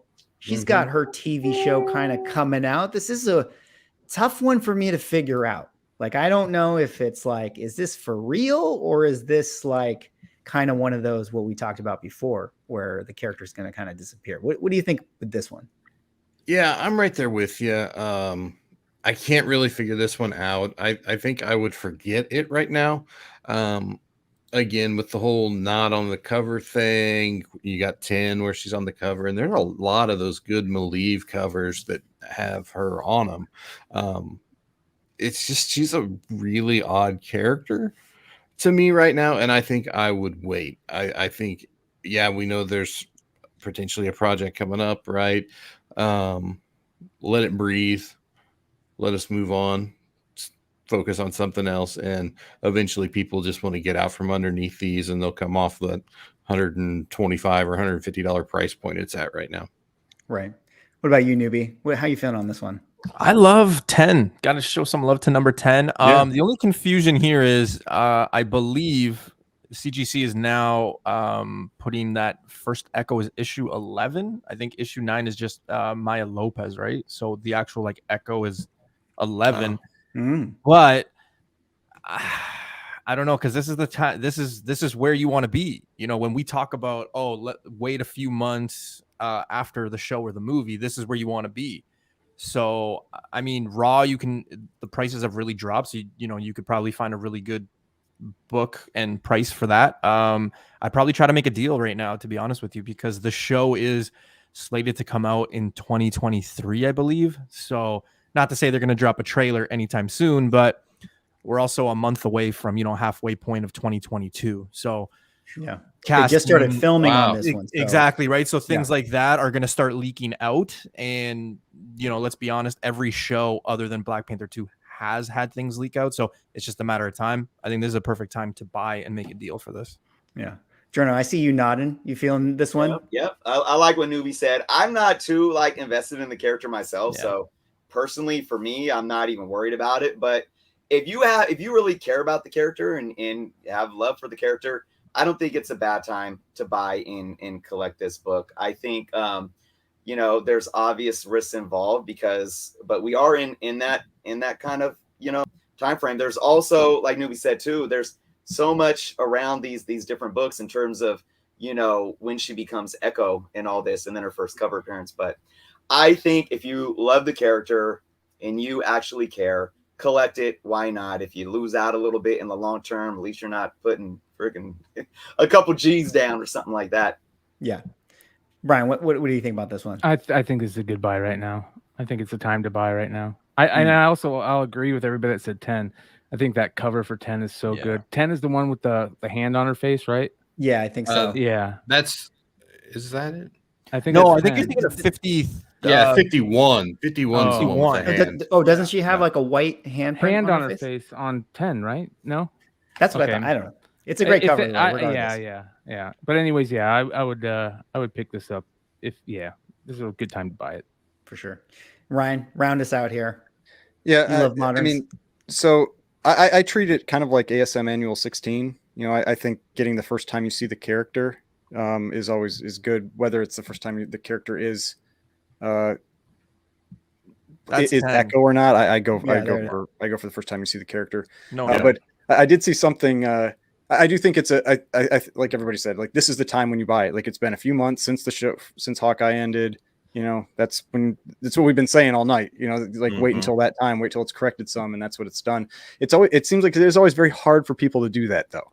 Yeah. You know, people really struggle with that's true of anything, right? Like, at that point, you get buying stocks low and when they're falling versus but when be they're careful going up. if you're buying it raw and submitting it, because I saw someone posted recently that they submitted this book for grading, and CGC graded it and gave their book like a 7, and they said there was a huge water stain on the front. So, like you check the grader's notes, and that's what it is, and so it's like, oh god, like wow, that I should have put that in the CGC slide. Just comical. All right, I've got the link. I can send it to you. Oh my gosh. Wow. Back to Drew here. We'll kind of rapid fire through these, you know, these rounds here. This is a book that, you know, this is a hot book, but like, is this one ever going to correct? I feel like I'm waiting for this one to correct. I don't see it correcting. What's your thoughts on ASM 194? It glitched out and forgot that the project Felicia Hardy was originally rumored to appear in got canceled like an entire universe ago. We've had 3 Spider-Man movies since she was supposedly going to show up.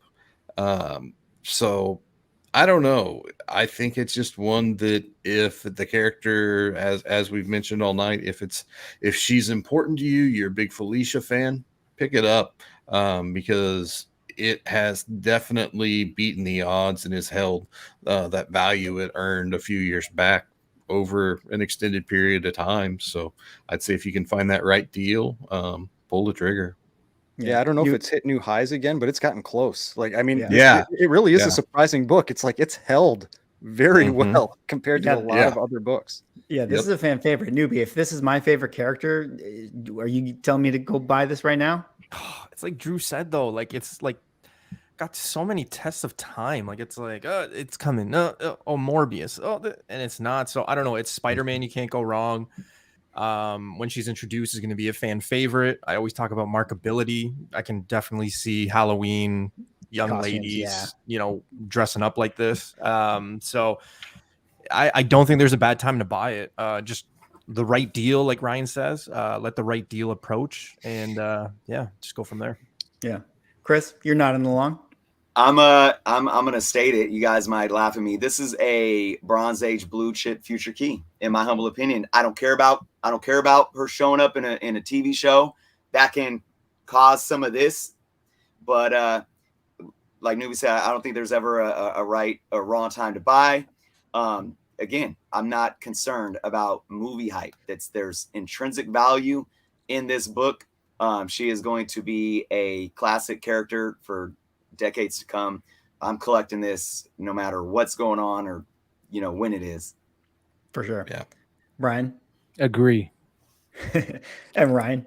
Yeah, and I already said, yeah. That's it's a strong book, and you it's the same with Morbius. Even though that movie was, got really poor reviews, like that book's really not going to probably drop a ton. No, it's still a classic. That Gil Kane cover is just amazing. Yeah. The backhanding of Spider-Man, it's awesome. Mm-hmm.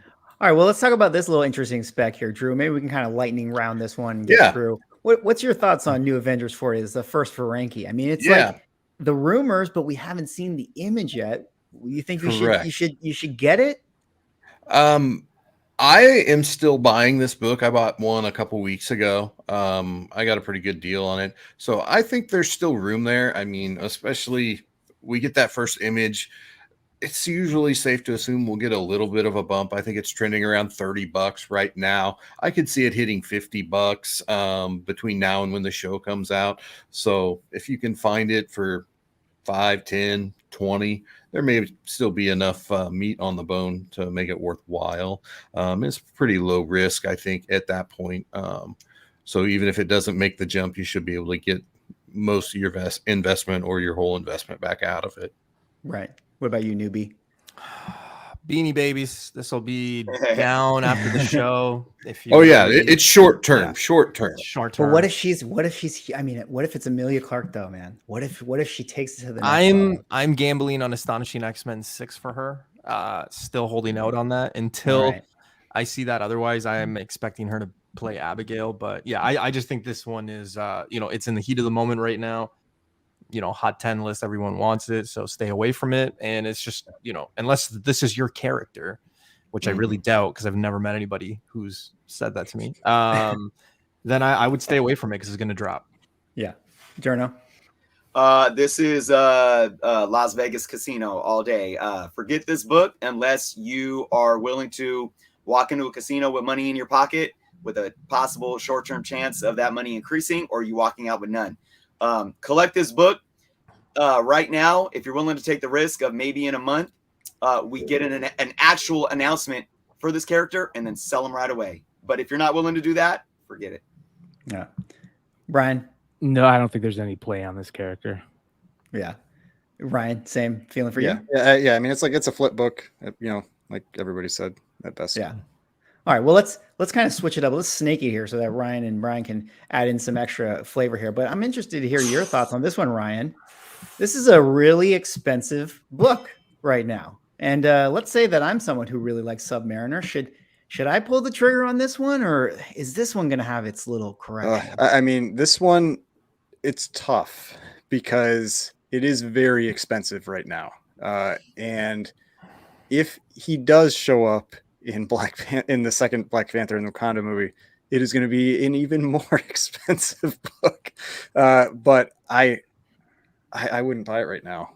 I mean, it's just, if you really like the character, I'll say, like, I just sold my Submariner 1. I had a 9.2 white pages copy and I just sold it. And I was just like, they're up a lot. It's not a book that's like super rare. If I really want to get another one, I can get another one. This one is more rare than that, but it's just so expensive. Because the way I look at it is that there are certain, the reason I ended up deciding to sell my that other Submariner is because I'm not a Submariner fan. I don't know a ton of people that are Submariner fans. There are, people are Doctor Doom fans, people are Fantastic Four fans, X-Men fans, but I hear a lot of people talking about like, oh, I'm really looking, for the Submariner. And so it does feel like it kind of feels like a flip book, even though it's like it's like a big Silver Age key. Like it feels like a flip to me, especially because of how much it has gone up over the last year.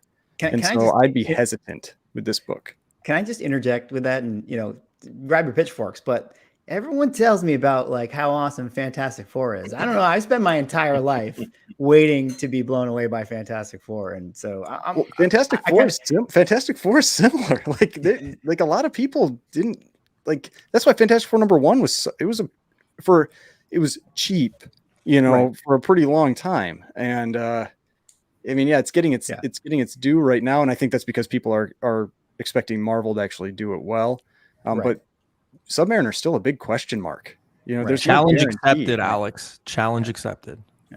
Brian, what about you, man? How you feeling on this one? How would you advise me if I wanted to pick this up? Surprisingly, I have a really nice copy of this. I have a 6.0 of this. Nice. And I gonna say something crazy. I would rather pick up, as of right now, I would rather pick up that X-Men book. The first one was X-Men like 7 or whatever, where he 6. shows up. 6. Yep. I'd rather pick up that X-Men 6 than this right now. I think that has more meat on the bone, you know, to make some money off of it. You got him in that book becoming the first, you know, one of the first mutants. They actually say it in there.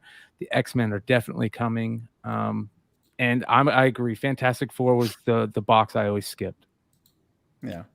Jerno, how are you feeling on this one? What would you do with this book right here? Are you a fan of Silver Age appearances? Yeah, I mean, it's very interesting, some of the stuff that's being said about Fantastic Four. I've never been a huge Fantastic Four fan myself, but I remember years back when you looked at early, you know, late silver to early bronze run fillers. They were some of the most priciest ones next to Amazing Spider-Man.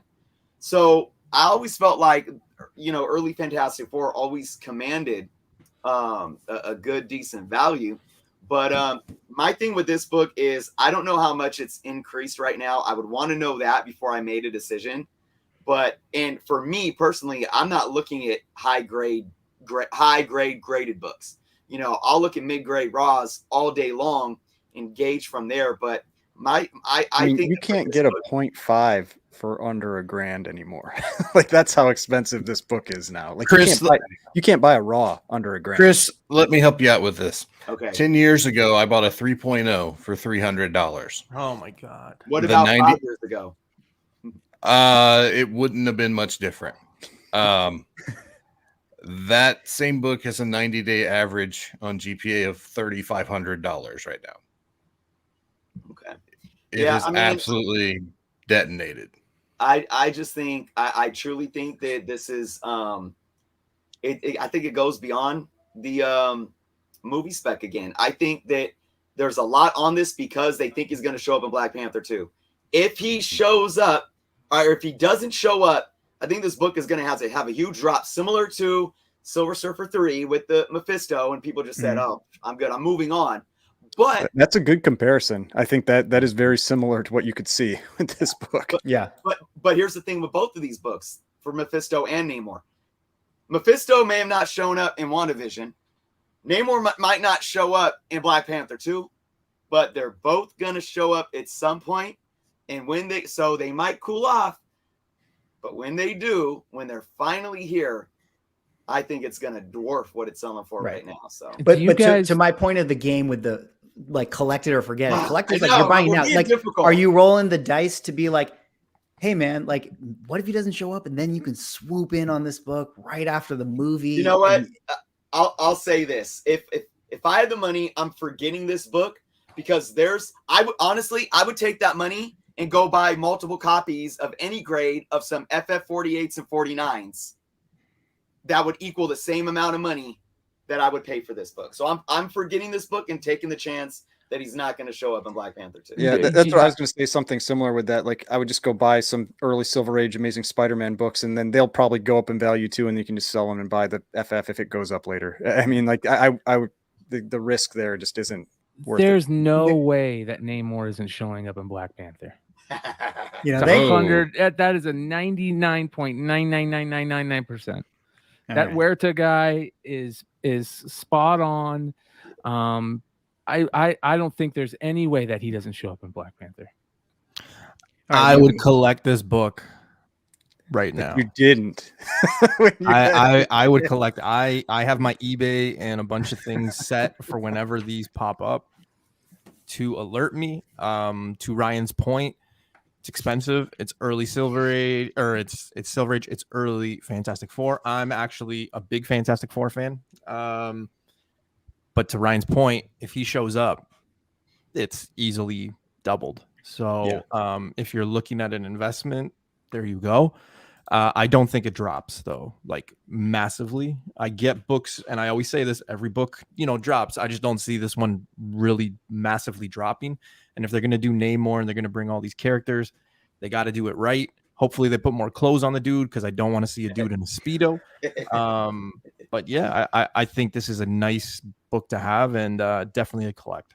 I like that the Family Guy clip where they've got Namor and Aquaman. They're comparing him. Basically, he's Aquaman, but he can't control fish.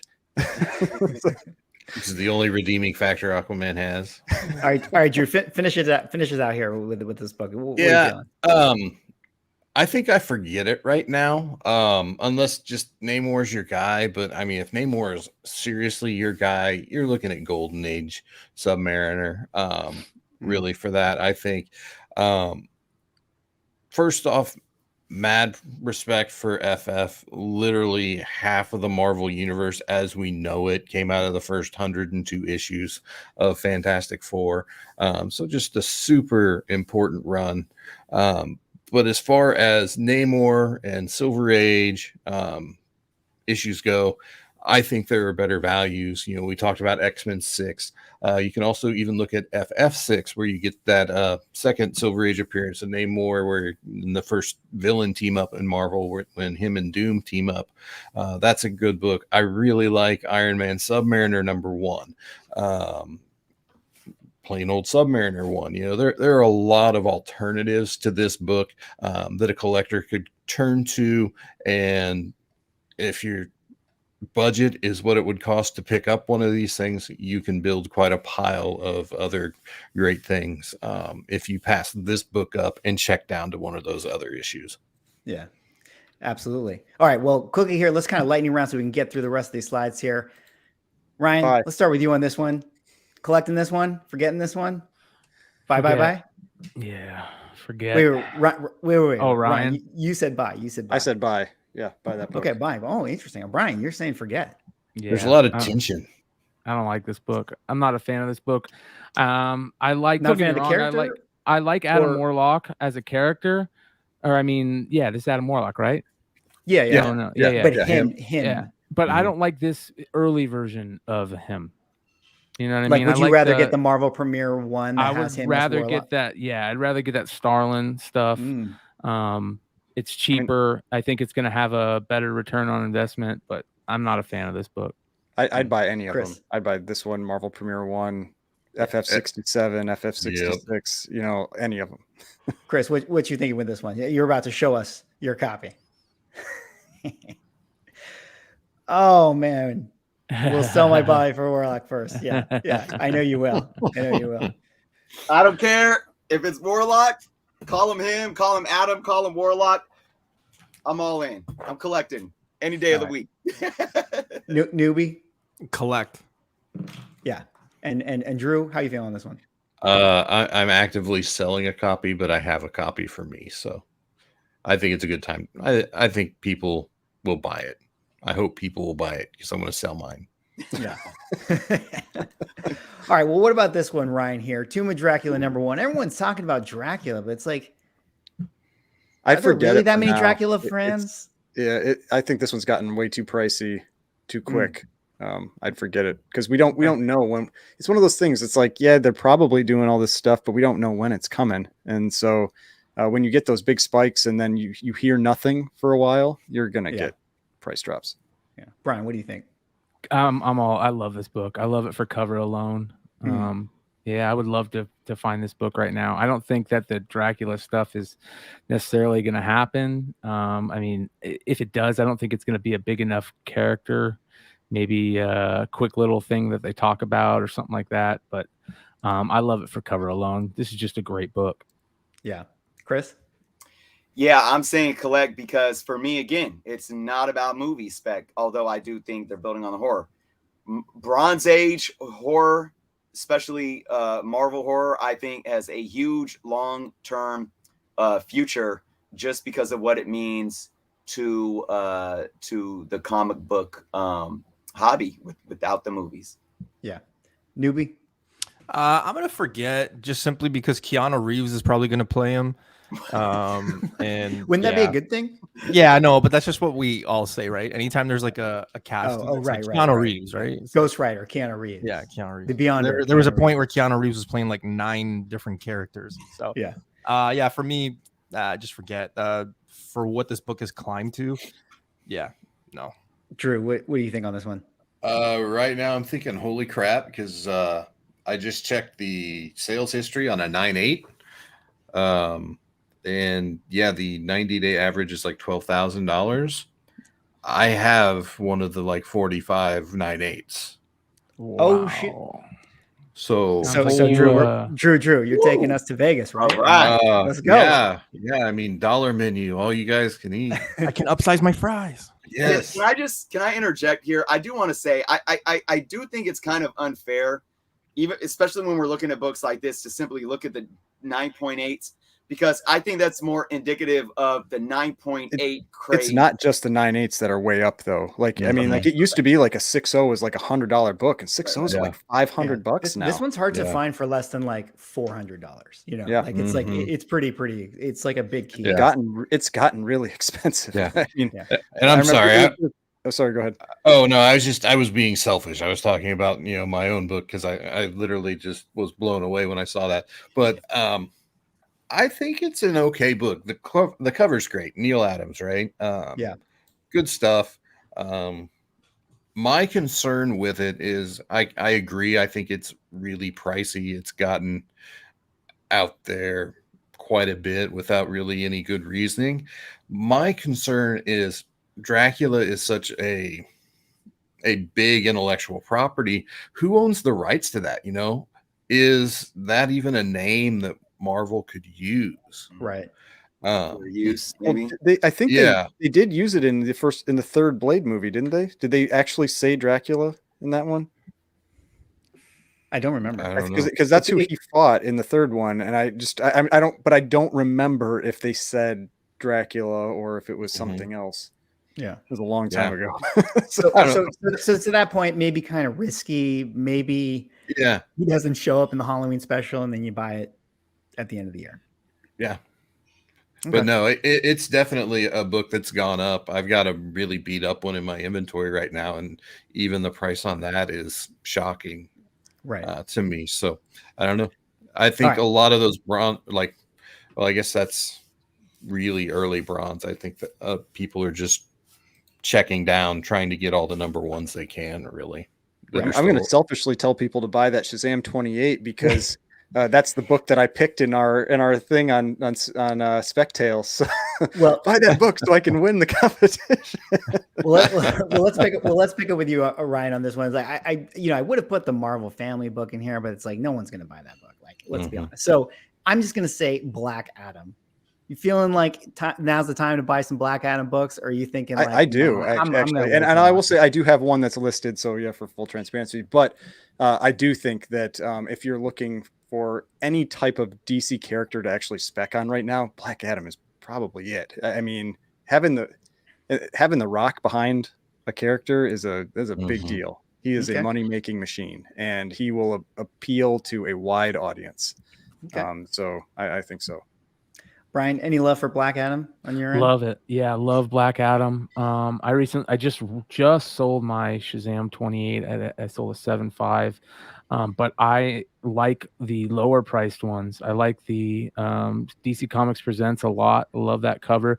I really like the Alter Ego. I think you can get that. I mean, what are they, like $600 right now? $400 or $500. Surprisingly affordable. Yeah. You'd think they would be more. And that is like the true first appearance, right? After the Golden Age stuff. That came out. I love the story about how Alter Ego is a fanzine. I'm a magazine collector. I'm one of those guys that loves to find the history and those type of things. And just the story about Alter Ego alone makes that book really, really cool. Yeah. What about you, Chris? You got any love for Black Adam? Any history with the character? Yeah, no, not personally, but I think it's solid right now. I always say, I mean, there's so much to be had with DC. I'm optimistic about what they're doing with their, live action projects as well. Love The Rock. So I don't think you can really go wrong if you're looking at these as an investment. But personally, I've never been too big on the character, but for me to be very interested in the movie because of the Rock and everything that's going on, I think that speaks to how it can be perceived by folks that weren't fans prior, that can then flock out of that movie and start wanting to buy these books then, Yeah, I'm primed for that. I don't know anything about the character of Black Adam. Like, I've never read his history and stuff, but I'm going to go in that movie and I might become a fan, so we'll see. Newbie, what about you? Oh, I'm definitely collecting all of it. It's still, hush hush. I do think that The Rock is gonna, kind of change DC with this role. So I'm expecting big things. Yeah. Drew? I agree. I think Chris had a really good point. I think this is going to be a book that was going to grow a fan base after the movie, just because nobody knows, I mean, they barely know Shazam, right? And that movie's been out for how long? And just kind of in my own experience, I don't see these books in person. I rarely see, Marvel family in general, or, like older Golden Age Captain Marvel stuff. But even the Shazam 28 or whatever it is, I just, in my experience, they're not readily available in person. I mean, obviously, you can go to eBay and buy them and stuff, but I don't know. Right. I don't know if that's a supply issue, like nobody puts them out, or maybe they're just harder to find. Right. They're a relatively low census count for a Bronze Age book. So.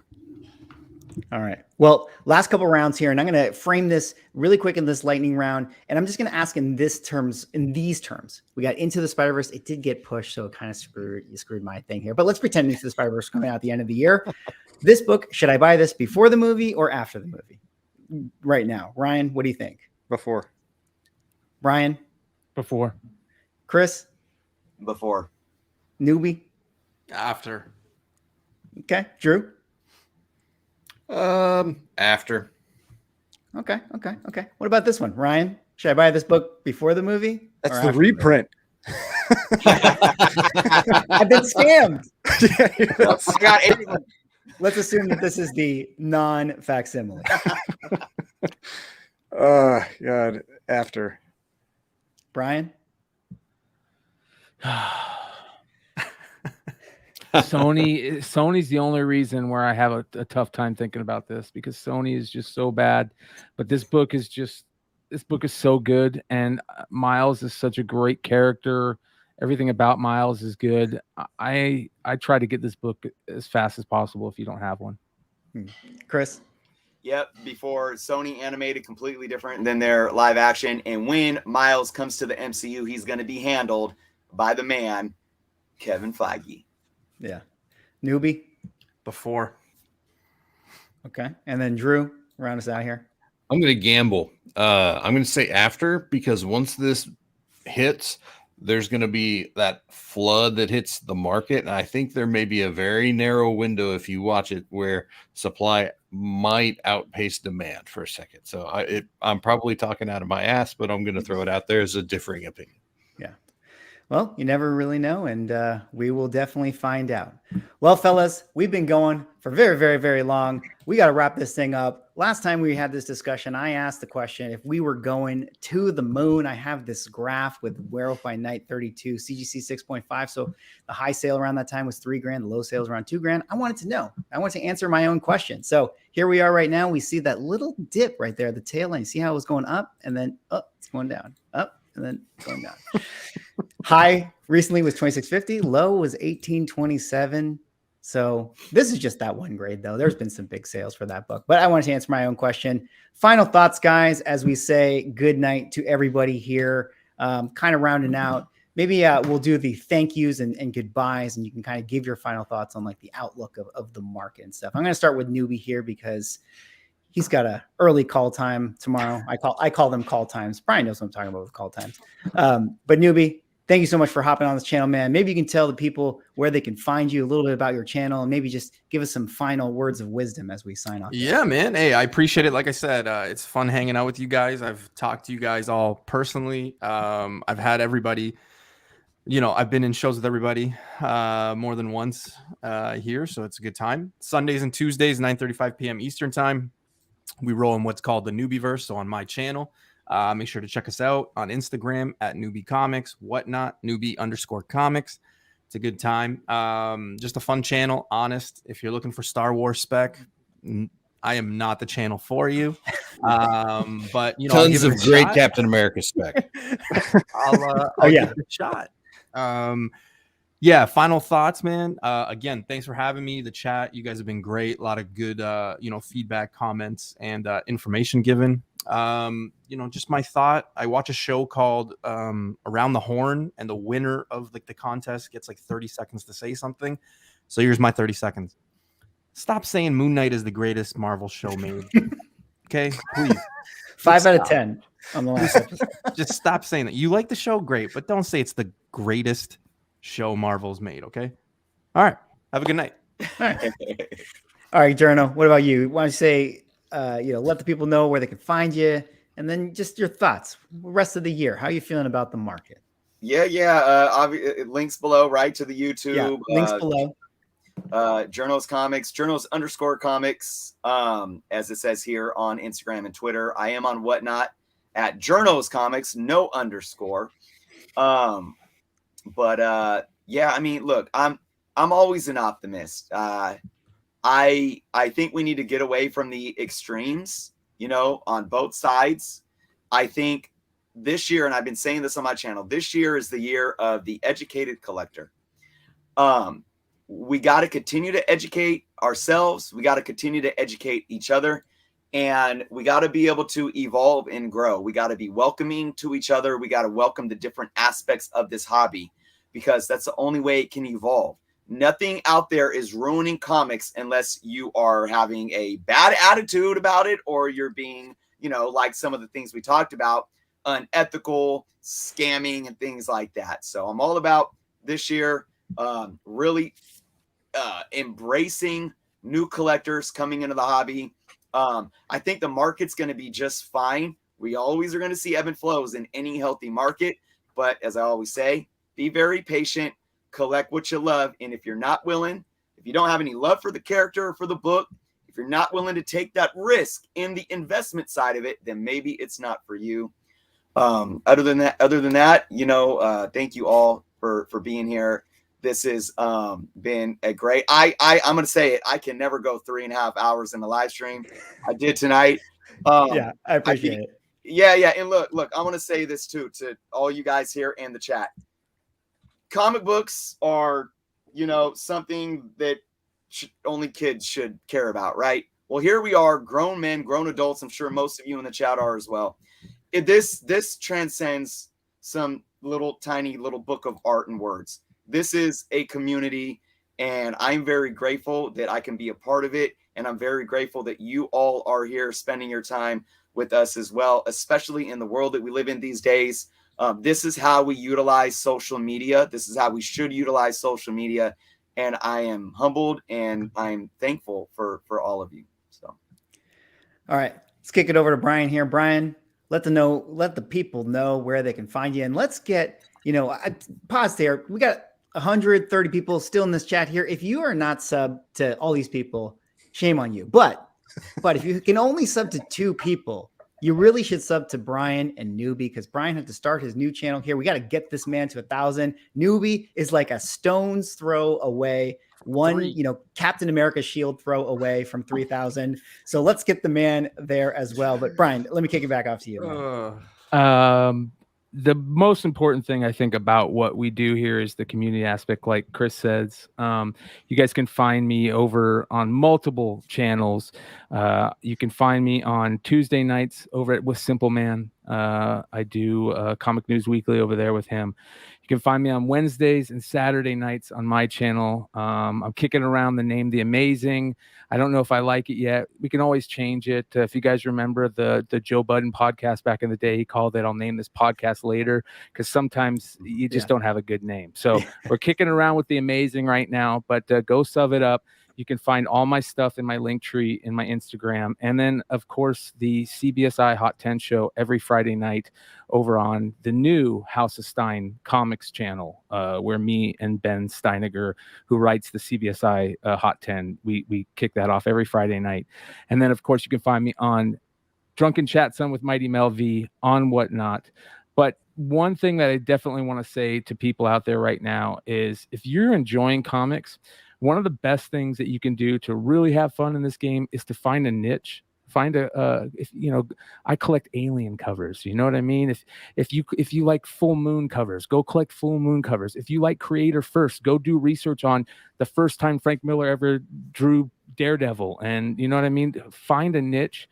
It's the easiest way to get into comic collecting, in my opinion. All these numbers and prices and stuff can be kind of scary. And also, sub up. Like, you will have a lot of fun and get more information out of shows like this and channels from these guys than you will any other place. So that being said, appreciate all you guys and having me on here. And the market might be a little bit crazy, but it's better than it's ever been. Let's hope that it continues. Yeah, very well said. Well, Ryan. Yeah. I just want to say, thanks to everybody that in the chat that's still here. This was awesome talking with everyone. Like I said, I really do enjoy doing this stuff. If you, one of the things one of the reasons I kind of started my channel was because I noticed there didn't seem to be a lot of channels that covered kind of like a lot of the older books that I talk about. And I started seeing, because I would occasionally see people post them on Instagram, and that's what really got me into it.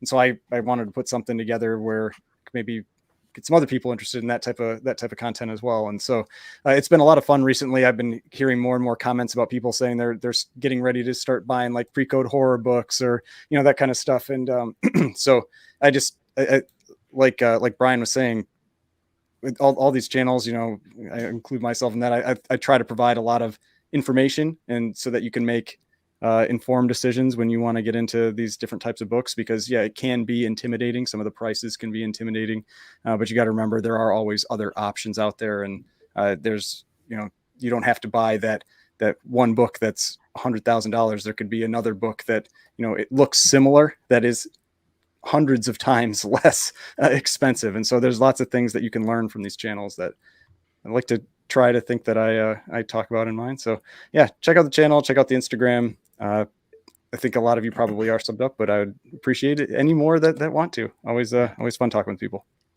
Absolutely. And Drew, it's past your bedtime. You got a show tomorrow. Take us home. Yeah, man. I typed in the private chat, I'm running on about 2.5 hours of sleep from last night. So hopefully I wasn't too off the rails tonight. I can make good deals with you actually at the show tomorrow, I think. I'm done talking to you. Find your Daredevil 9s for like timeout. Yeah. No, I mean, I've been on Swag's channel a number of times. Como Comic Books is the channel. I think I forgot to mention that I actually run a YouTube channel in my intro, so I'll throw that out there in case you were confused. But a couple weeks from now is Free Comic Book Day. Everybody's talked about the community. One of the best things you can do, if you have a friend who indicates they might be interested in comic books, or you have a niece or a nephew or neighbor kids, something, find somebody and take them down to your LCS. And free is the best price possible for acquiring new comic books, unless somebody actually pays you to take them. And if you find that kind of situation, call me, because I want to take that first. But try and build the community. Get somebody who's not currently in, help them come into the hobby that we enjoy, and it can be rewarding. If not, worst case, they don't like it, you haven't really lost anything. Best case, you have somebody to talk about comics with, which I think is why we're all here to begin with. But other than that, I'm on the road, got some shows coming up. Follow me on Instagram. I might do Whatnot again someday. I don't know. It's pretty crazy, but yeah. Thanks for having me. Absolutely. Well, very well said, gentlemen. Once again, thank you all so much for hopping on the channel tonight. Thank you to everybody in the stream for having this conversation with us. And yeah, we'll see you maybe sometime in the next quarter. I don't know. Hopefully there will be great Illuminati memes that I can pull from Doctor Strange to do next time around. But thank you all so much for watching. We'll see you all in the next video.